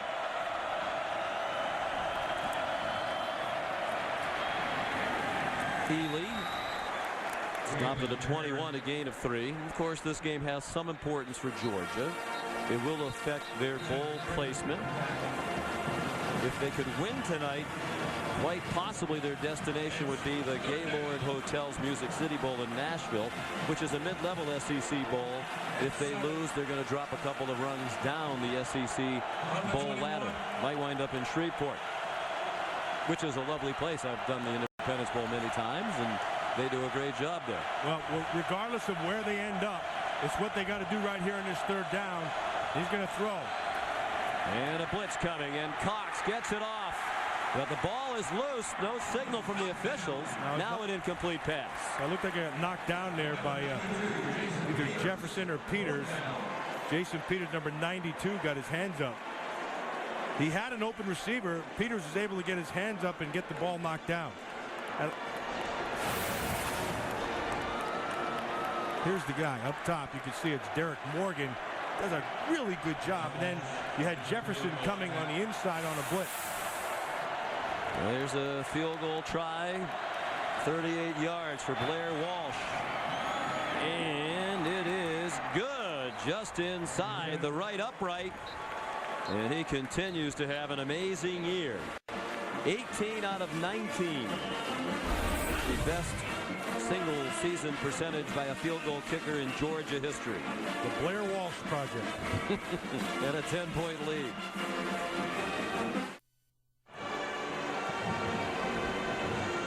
We referenced Georgia's bowl situation. 6-5 coming in. They are bowl eligible even if they lose.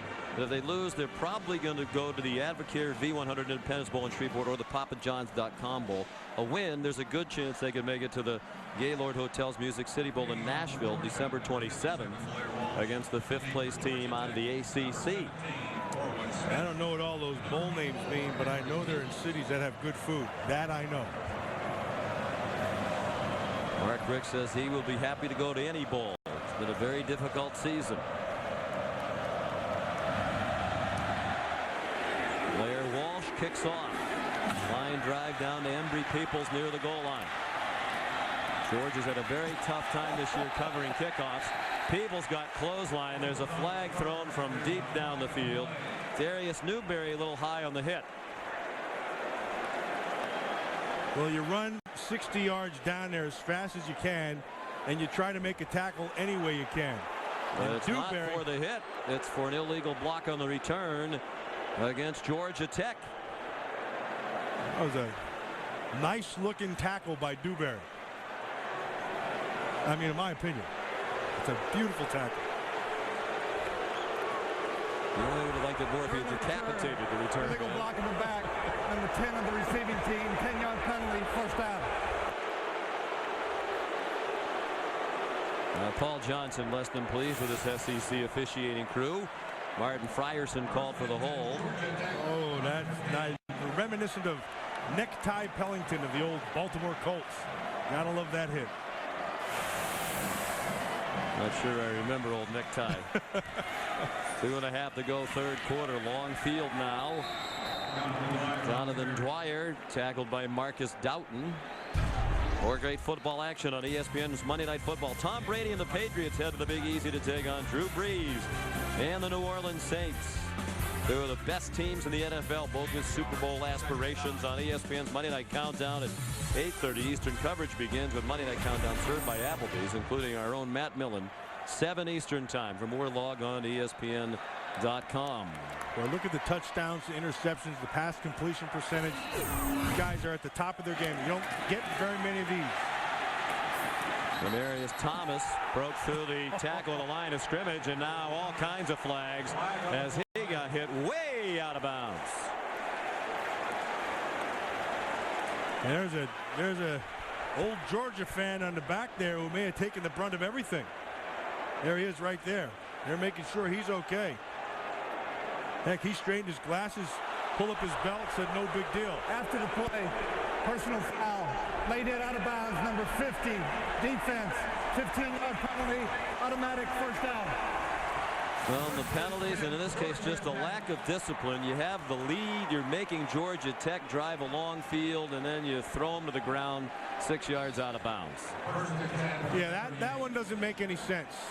And that's Vance Cuff, number 1, another missed tackle, but Gamble just not using his brain at all. Junior middle linebacker Nesbitt, the pitch, and a good catch by Anthony Allen.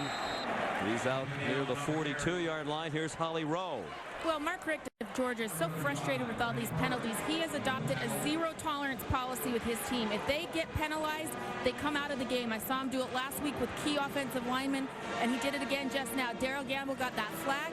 Immediately, he's on the sideline here for Georgia. It's the only way he can think of to resolve this problem that has plagued Georgia all season long. As you've said, they've talked about it to their blue in the face. They've put in extra practice time to deal with penalties and turnovers. And yet they keep on coming. Nesbitt lost the ball. And Georgia has recovered a fumble for just the second time this year. Geno Atkins scooped it up. He was down at the 40, but they'll take over. Georgia at the Georgia Tech 40-yard line. John, one of the very first things we said at the start of this game was that Georgia Tech had to be efficient in the run game. And remember the turnovers. They had 4 interceptions, 11 fumbles. Here's another one, and it comes on the mesh point. Nesbitt's trying to take it out, and looked like Dwyer hits it right there, off the hip. Geno Atkins comes up with it. He was down. A great field position. Georgia's won the turnover battle only one of their previous 11 games this season. See if he takes a shot down the field here, try to put a spike in him. 10-point lead. They're at the Georgia Tech 40. Final minute of the third quarter. Caleb King is the tailback. Play action fake. And a catch for a first down to the 27-yard line. The tight end, Aaron White, with the grab, his 10th of the year, sophomore from Columbia, Missouri. Well, I like the design. You go play action, it's a waggle, and then you bring White all the way across the field. It's tough to pick up, but Burnett actually does it. White does a good job of getting back underneath him. Burnett was trying to anticipate the route, which was the right thing to do, but White zigs and gets a nice first down. This looks like the Georgia team their fans, coaching staff expected to see all season long. Executing on both sides of the ball. Caleb King down to the 21-yard line. That'll likely be the final play of the third quarter. Well, last year Georgia led at the half but got dominated by Tech in the third quarter. In this third quarter, Georgia Tech outscored Georgia only 14-10. Still a 10-point lead for the Bulldogs as we go to the fourth quarter in Atlanta.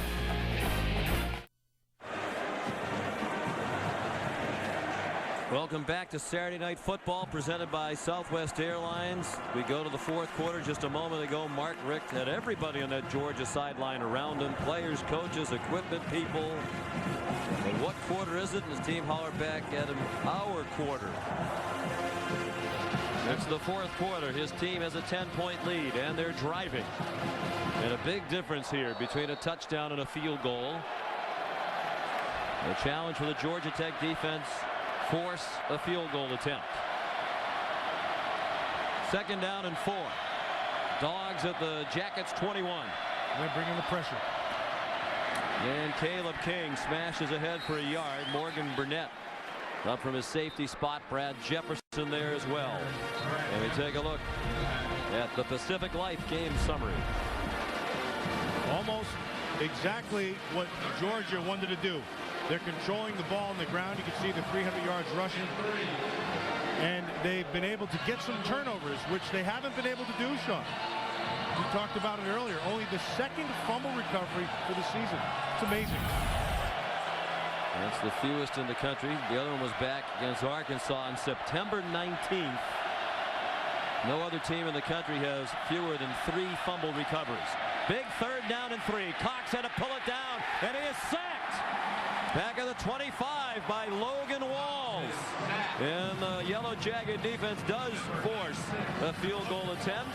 And even if it's successful, it would keep them within 2 touchdowns. And Sean, they come with a blitz and they go man-to-man coverage outside. And just watch Walls. He just tracks him. If he doesn't catch that heel, he's got a lot of green to be able to get that first. First sack tonight for Georgia Tech. Here's Walsh having a brilliant season from 43 yards. Just give him the Lou Groza award right now. Holy smokes. Lou the Toe would be happy with that little kicker tonight. He is kicking his rear end off. But it's still a 2-touchdown game. 13-point lead early in the fourth quarter for Georgia.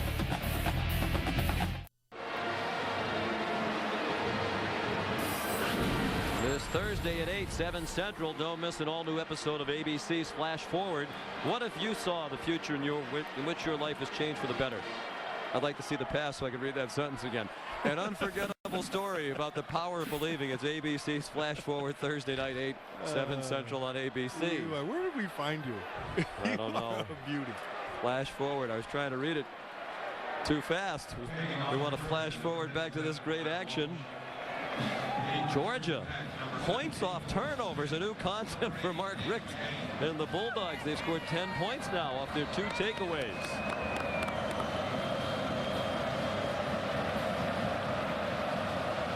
Blair Walsh to kick off. There's third field goal of the night. Daniel McCahan back there, and he'll run it back from the 5. And that's another problem. It's been season long for Georgia. Horrible kickoff coverage, and it strikes again. 41-yard return to the 45. Here's Matt Weiner. Thank you, Sean. Arkansas's Ryan Mallett threw a late touchdown pass to give the Razorbacks a 3-point lead, but Josh Jasper is true from 41 yards out, and overtime is underway on ESPN. A great night of football on the ESPN family of networks. Notre Dame, Stanford, Arkansas, and LSU, and this one all compelling. Keep the remote busy tonight. Line of scrimmage, the 44. Again, an awkward-looking handoff. That was the kind of look in which they lost the fumble when Nesbitt got tangled up. Cade Weston drops Jonathan Dwyer at the line of scrimmage.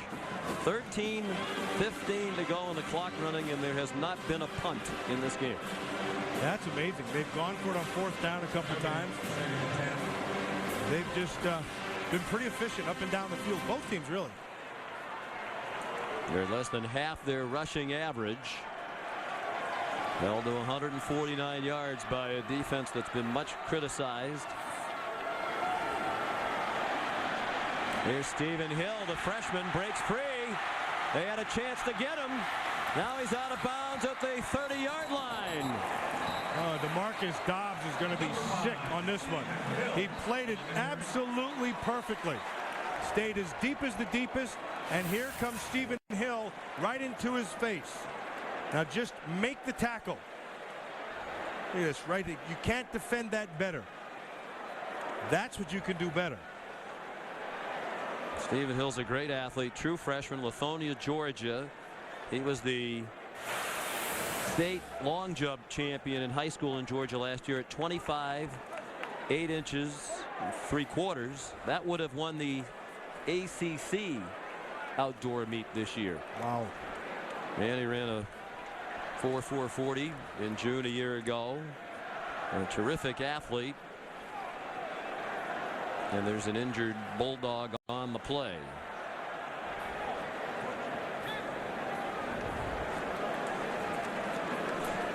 It's Brian Evans, the safety. We'll be back in a moment. Opened in 2005, the Georgia Aquarium, the world's largest.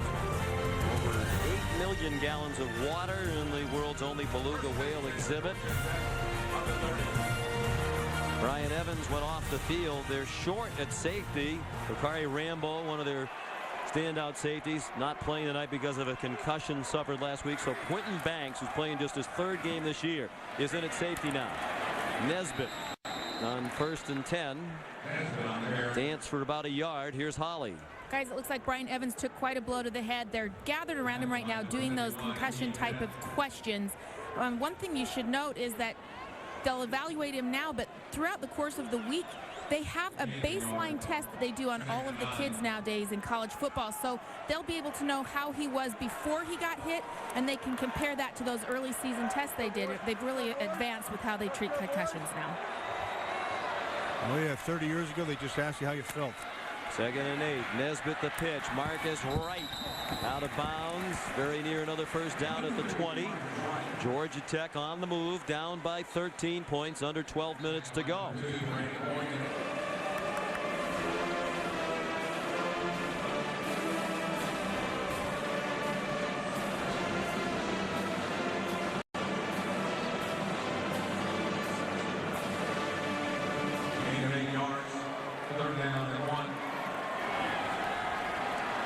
People can give Willie Martinez heat if they want to, but tough to argue with the effort that this Georgia defense has come up with tonight. And it's Dwyer. He got enough for the first down before he got driven back. It's not often that he doesn't fall forward. He told us we visited yesterday his very few lost yardage plays because his dad, all throughout his young life as a football player, emphasized the importance of falling forward. Well, Jeff Owens has other thoughts in mind. He wants him to be falling backwards, and he does. Jeff Owens has some big size there. One of the two guys inside who have some size. He and Cade Weston, well over 300 pounds, and he let every pound count there. Proudly told us he has more than 1,000 followers on Twitter, too. I'm sure you're one of them. There's Jonathan Dwyer again. He's getting frustrated. Quinn Banks in on the stop. Here's that safety, junior from Warner Robins, Georgia, who's played in only 2 games all year and has a total of 2 tackles for the season prior to tonight. They are deep into the depth chart at safety. Well, you can see he's from Warner Robins up there in Georgia, but got some nice size. He's a good-looking kid, 6'2", 215 to 20 pounds. Good-looking safety. 2nd and 9. Nesbitt, the reverse action, and they weren't fooled. Keem Dent. There is a flag down thrown in the middle of the field.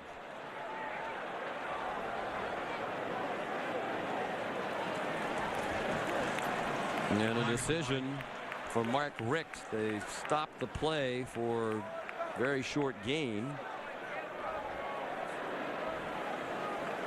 It'll be 3rd down and about 8. Or 2nd down, they'll take the penalty and march him back. And after some conversation, it appears they're going to accept the penalty. Well, one thing we've seen with Paul Johnson. During the run, holding, number 70, offense, 10-yard penalty, 2nd down. Big Joe Gilbert, left guard. One thing we've seen with Paul Johnson, he's 4th down, no matter what, he feels pretty confident going for it. And they're getting, with as long as the possessions have been in this game, you kick a field goal, you're still going to have to score 2 more times and hold them. So even though there's more than 10 minutes to go, it might be 4 down territory anyway. Particularly for Paul Johnson, given the history. Nesbitt trying to set up a screen. Demarius Thomas has running room, and he's very close to a first down. Looks like he has it inside the 9. Rennie Curran saved the touchdown. And a nice block on the outside. They get to Boykin. You're going to watch from the inside out. There it is. Missed the number who it is. Oh, it's the left tackle. Left tackle Brad Sellers does a great job. Now Sellers is only 250 pounds playing at tackle. Not a big guy, but as you can see there, has the ability to get out there and run. Great job by Sellers. Well, he was a tight end when Paul Johnson got here, but they don't use tight ends in this offense. They made him a very light offensive tackle. Dwyer straight ahead on 1st and goal, 1 yard there. D'Angelo Tyson made the stop for Georgia, and the clock will run under 9.5 minutes to go in this rivalry game, and it's another dandy in this rivalry that dates back to 1893. Paul Johnson doesn't put a big premium on size for his offensive line. He just needs guys who can bend their knees well and be athletic. Sellers is that. Nesbitt.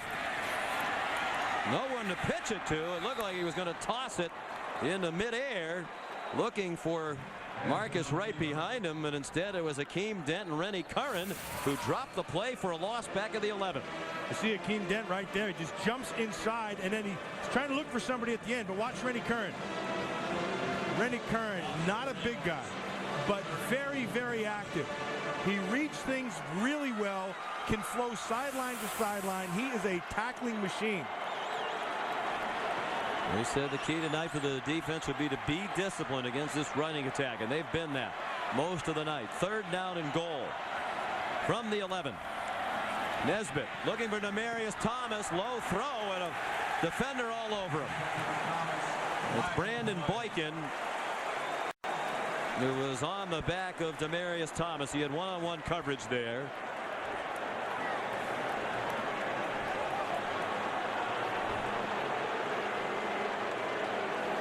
Mark Rick saying it wasn't catchable. The throw was very short, but of course, if there wasn't the contact, maybe could have come back and rescued the ball. Pass interference. Number 2. Defense. The foul took place in the end zone. Therefore, the ball will be placed at the 2-yard line. Automatic first down. Yeah, he's got him. He's holding him, knocking him to the ground. No doubt about that penalty. Mark Rick thought it was low, but it's quite possible a great receiver like Thomas might have caught it if he had not been held. And those again are SEC officials on the field, men of great integrity. Preston Lyons has come in for Dwyer. It's Nesbitt down to the goal line. He's their leading scorer. Generally, when they get down there close, he takes it. He has 16 rushing touchdowns. Is averaging 8.7 points per game to lead the ACC in scoring. Don, you really got to take your hat off to Josh Nesbitt. He got shaken up in the first half, limped around on the sideline, and then got taped up, and he's right back out here and just picking up where he left off in the beginning of the game. 2nd and goal. Nesbitt again. Did he break the plane? Yes. Touchdown, Georgia Tech.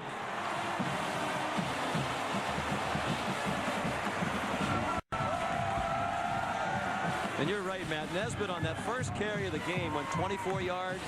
Shortly thereafter he got hurt. He's had 8 yards on 15 carries since, including this 1-yard touchdown run. Boy, that was really close. The extra point from Scott Blair. Oh, and they just did buzz the official for the replay. It's the ACC folks in the replay booth. Is under further review.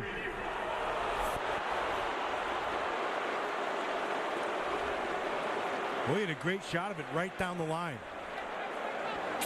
Now Pickett in the replay booth wants a longer look. You know, it's tough to see where the ball is there. And again, it has to be conclusive to overturn the call. And you would say, well, it doesn't look to us like it got in, and that's probably what you and I would both say. But how can you be sure? Because you don't see the ball. Well, there's a shock. Rennie Kearns in on it again. Like we said earlier, very active. DeMarcus Dobbs does a good job also. We go back again to the purpose of replay, which is to correct obvious mistakes made by the officials on the field. I'm just not sure there's enough. I sort of agree with your instinct.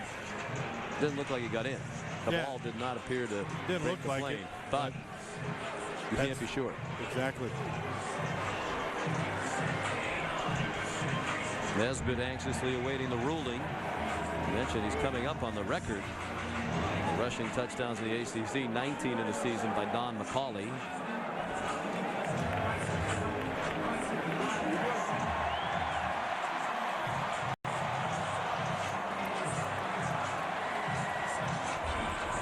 After further review, the runner was short of the goal line. It's going to be 3rd down at the half-yard line. Should have just asked this on the front end. So the replay official could tell when the ball disappeared where the ball was. Exactly. I tell you, I'm a huge proponent, was a huge proponent of instant replay. I'm starting to wish it would go away. I mean, how does he know where the ball is now? He's got X-ray vision. Come on, Sean. I mean, I would agree. It probably didn't get in there, but it's supposed to be conclusive video evidence to overturn an obvious error. 3rd down and goal. Paul Johnson hoping it's a moot point. But a chance for the Georgia defense to rise up, and everybody crowding the ball along that line of scrimmage. Nesbitt again. Touchdown.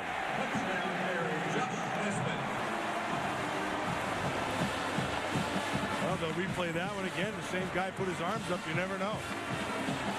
Maybe he just got an itch or something. How does his knee go down? No, that's a score. That's a score. That's a good push right there, and then you can see he snuck the ball over. So almost exactly midway through the fourth quarter. 7:31 left. Scott Blair will try to make it a 6-point game. 13 play, 56-yard drive. It took 6:08 off the clock. And the key play, that run by Hill for 26. But it looked like he was stopped near the line, and then the pass interference that got them to the 2.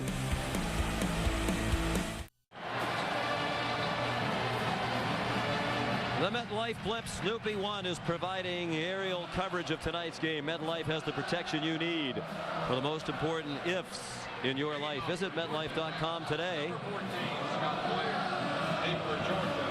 Bobby Dodd Stadium, built in 1913. It's the oldest Division 1A stadium in the country, and a great classic venue. The fans right on top of the field. What a gorgeous night, and just a beautiful setting, Sean. This is what college football is all about.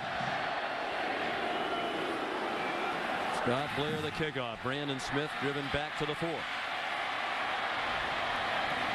And is taken down to the 22. ESPN Tuesday night. Sean, this is the most important drive that Georgia is going to have all night. Maybe all season. Trying to salvage a disappointing regular season with a big win against their in-state rivals and the number 7 team in the country. Come out running. Washaun Ealey spun down. Shy of the 25 by Anthony Abunwe.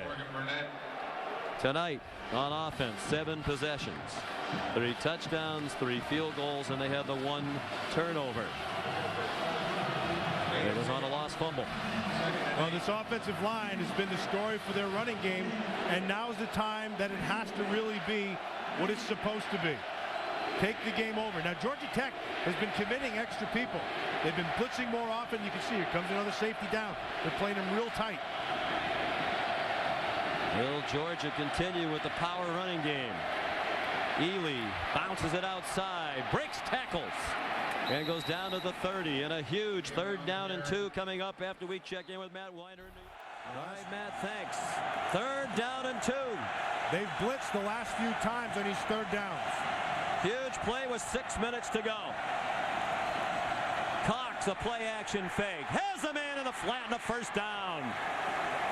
Ball's out, but they're going to rule Aaron White down, pulled down by Gerard Tarrant.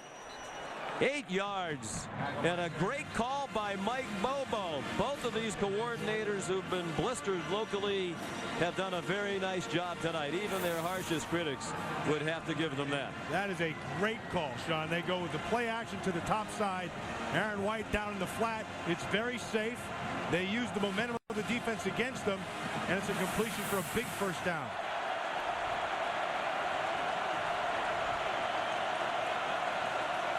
And the clock ticks.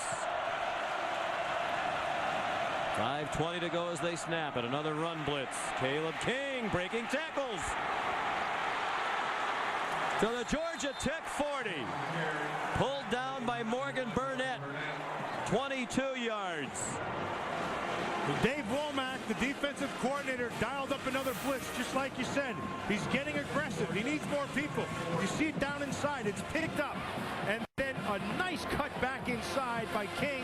Makes the man miss on the outside. And another big 1st down. 22-yard run.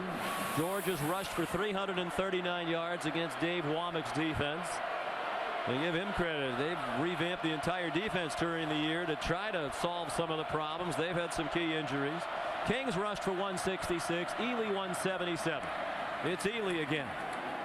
And bear in mind, they have a great kicker, maybe the best in the country, and a field goal here would be enormous. Would make it a 2-score game and a 9-point lead with time running out.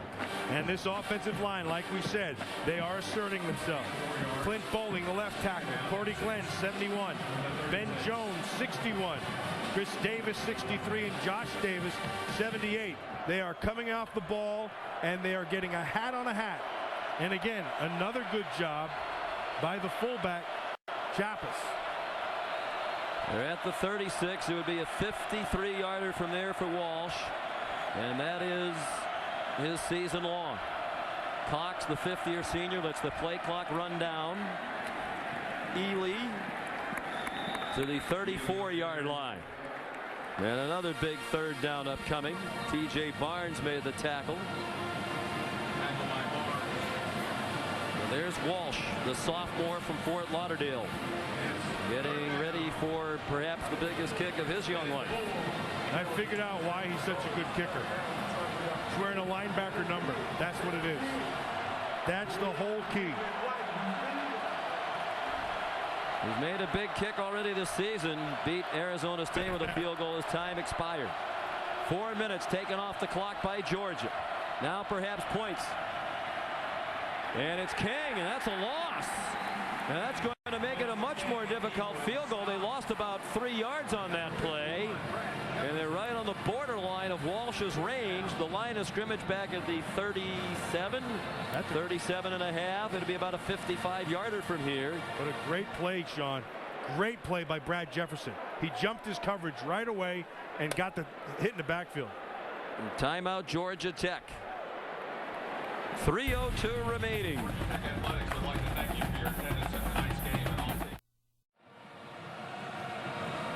Welcome back to Saturday Night Football, presented by Southwest Airlines. Georgia leads Georgia Tech by 6, 3:07 to go on 4th and 7. It's a 55-yard field goal try by Blair Walsh. 3 for 3 tonight, 10 for 10 this year, beyond 40 yards. This would be the longest of his career. It is long enough. It is no good. Wide left, just his second miss of the season.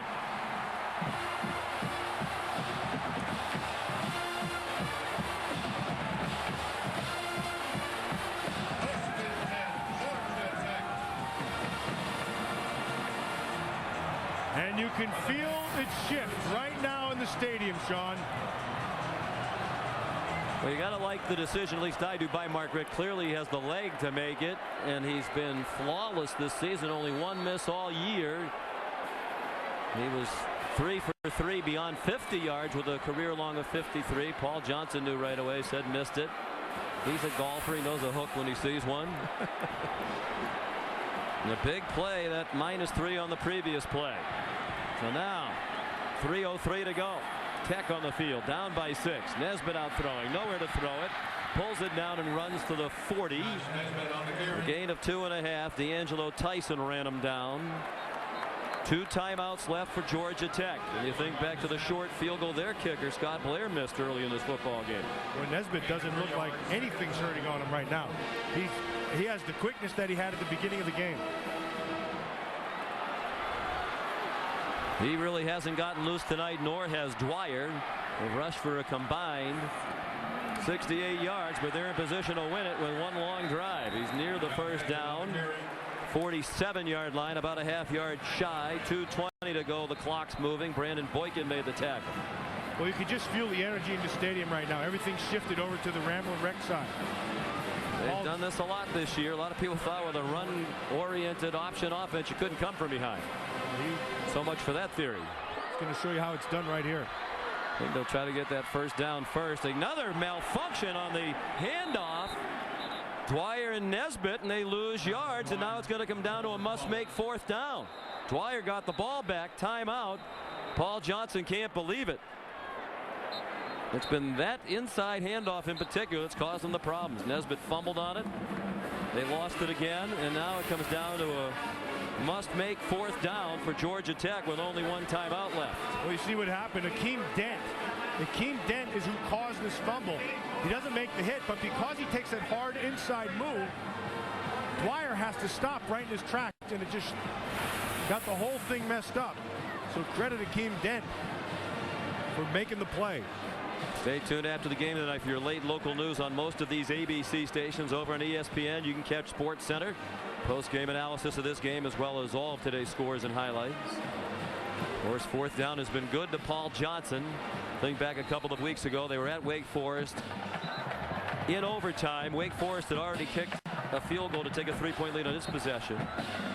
Georgia Tech had a 4th down and 1 near the 10-yard line. Paul Johnson decided to go for the first down. They got it, and then Nesbitt scored to win the game on the next play. Most coaches would have kicked the field goal and gone on to the next overtime. He has confidence in his team's ability to make a 4th down. This is a long yard, a yard and a half. You got tight man coverage. You're going to get as many people in the box as possible.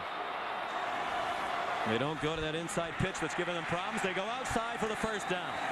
Ronnie Jones, the hero of last year's game for Georgia Tech.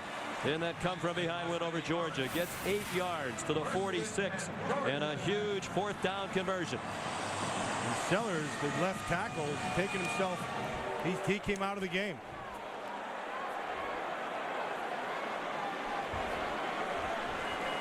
And Nick Clater comes in for him, the left tackle. Big hit by Rennie Curran on the tackle.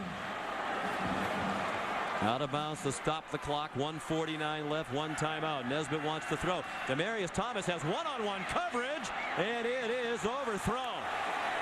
Boy, I'm surprised they left him by himself. That's one of the benefits of this running attack. You have to commit so many people to stop the run. And that secondary can be vulnerable. Yeah, and you end up going man-to-man outside. That's what happens. You start bringing safeties down, and then you're Boykin on Demarius Thomas on the outside. Brandon Boykin had the coverage. And he's going to have his chance to do it 3 more times. 2nd and 10. They took a long time to get this play in from Paul Johnson. Nesbitt telling them to hurry up. 5 seconds on the play clock. Nesbitt throwing again. Airing it out again. Thomas is not on the field. That ball is caught out of bounds. Great coverage. Stephen Hill covered by Rashad Jones. Rashad Jones ran man for man down that right sideline. Stephen Hill can go, like you talked about earlier, but Rashad Jones just played it perfectly. I told you that they took Sellers out and put this Nick Clater in 75, and now I see why. Sellers not as good a pass protector as Clater. They're kind of showing their hand what they're going to do. That's 2 passes in a row. And Clater's been a starter in the past on that offensive line. Had trouble with back surgery, but he started 5 games last year, and Hill grabbed the base of his back. Watch Rashad Jones. Gets his hand up in there and rips it away. Jones actually pulled the ball away. It looked like it was caught by Hill. But Jones has the football there. He was very nearly in bounds too. I'm sure the replay folks are looking at that as they tend to Hill on the far sideline. Back for the final minute 35 after this. The freshman wide receiver Stephen Hill for Georgia Tech still down the far sideline. Let's go back and take a look at that play once again. Looked for a moment like he had caught it. Then as we looked at the replay, you could tell Rashad Jones ripped it away. And the question was he in bounds for an interception? He's fine right there. He doesn't have the ball yet. Fine there. Now he has the ball, but his foot lands out of bounds. You know what? You know what? When he has control, that's when the foot comes down. Yeah. But the other foot was still in bounds. Yeah, but let's see if he has control. Yeah, let's see if he has control when he's on that foot. On this foot right here, does he have control yet? Let's say he has it there, and then his left foot comes down. It's awful close.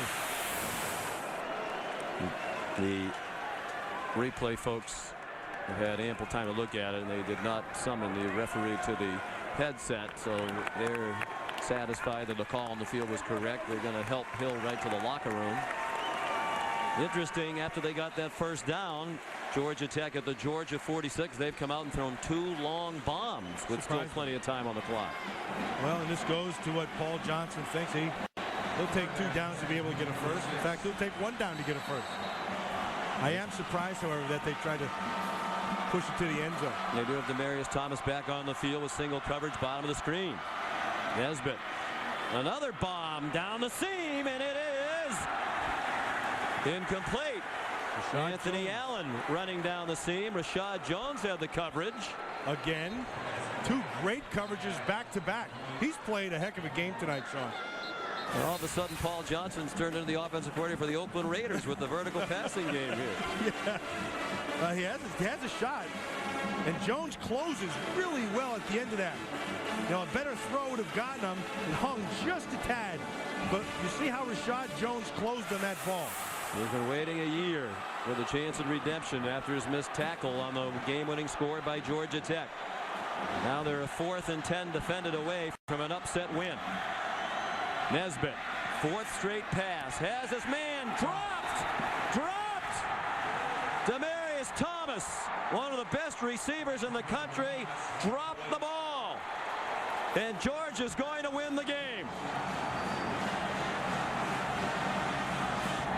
He went to his best guy versus the zone, ran the corner off. Boykin was done. Everything's right to the end. Well thrown ball. He even looked it in. I wonder he was looking into the sideline to get out of bounds. Willie Martinez and that defense played valiantly tonight. Held Georgia Tech more than 100 yards under their rushing average, more than 100 yards under their total yardage, with help from a ball control offense. About 5 minutes under Georgia Tech's usual time of possession. Sean, Rashad Jones waited a year and played himself a heck of a game. And now Demaryius Thomas is going to have to wait a whole nother year to rectify that drop. Well, if Willie Martinez is coming toward the end of his tenure on this staff, this will be a wonderful memory that he'll have. He said it's been very tough, as you can imagine. He's trying to ignore all the chatter, but he says he's out there recruiting, and recruits and their parents are asking him, are you going to be there if we come to Georgia? And quite frankly, all he can say is, I don't know. I think so. Well, he called an excellent game tonight, and he had them on their A game. And remember, he's had a lot of guys beat up. The roster's been depleted. Heck, they're down in their safeties. He called himself a very good game.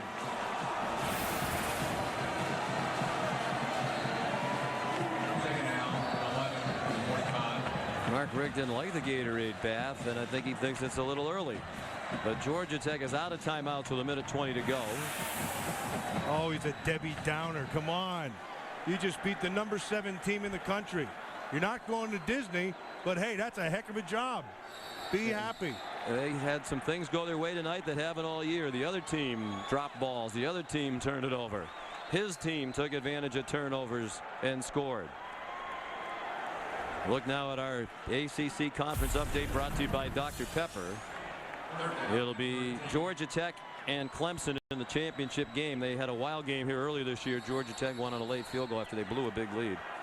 But you think about the ACC. The two, they've been widely criticized. People wonder how good it is.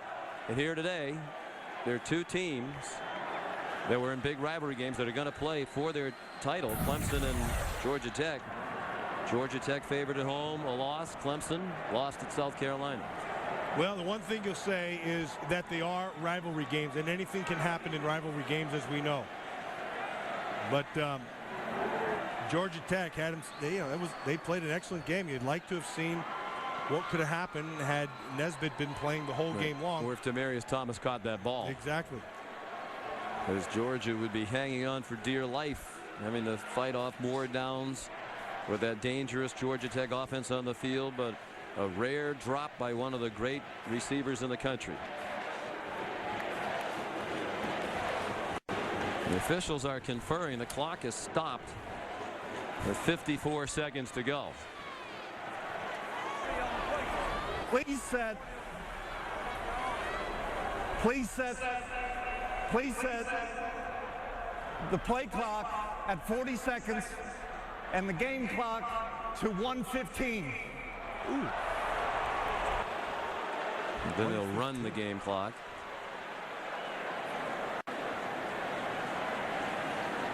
Yes, and wind it, and they will.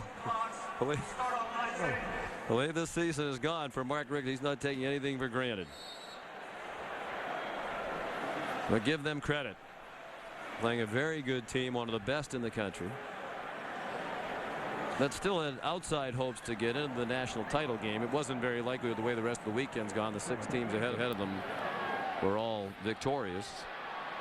And Georgia Tech wasn't going to move up in those BCS standings. Well, they came here against the Georgia Tech team that had a week off, 2 weeks to get ready. Washaun, they did what they had to do, right? We said from the start.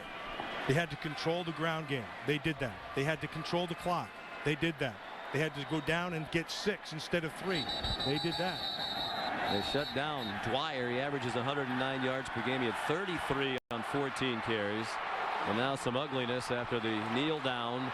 And let's hope it doesn't evolve into more than that. The teams are starting across the field.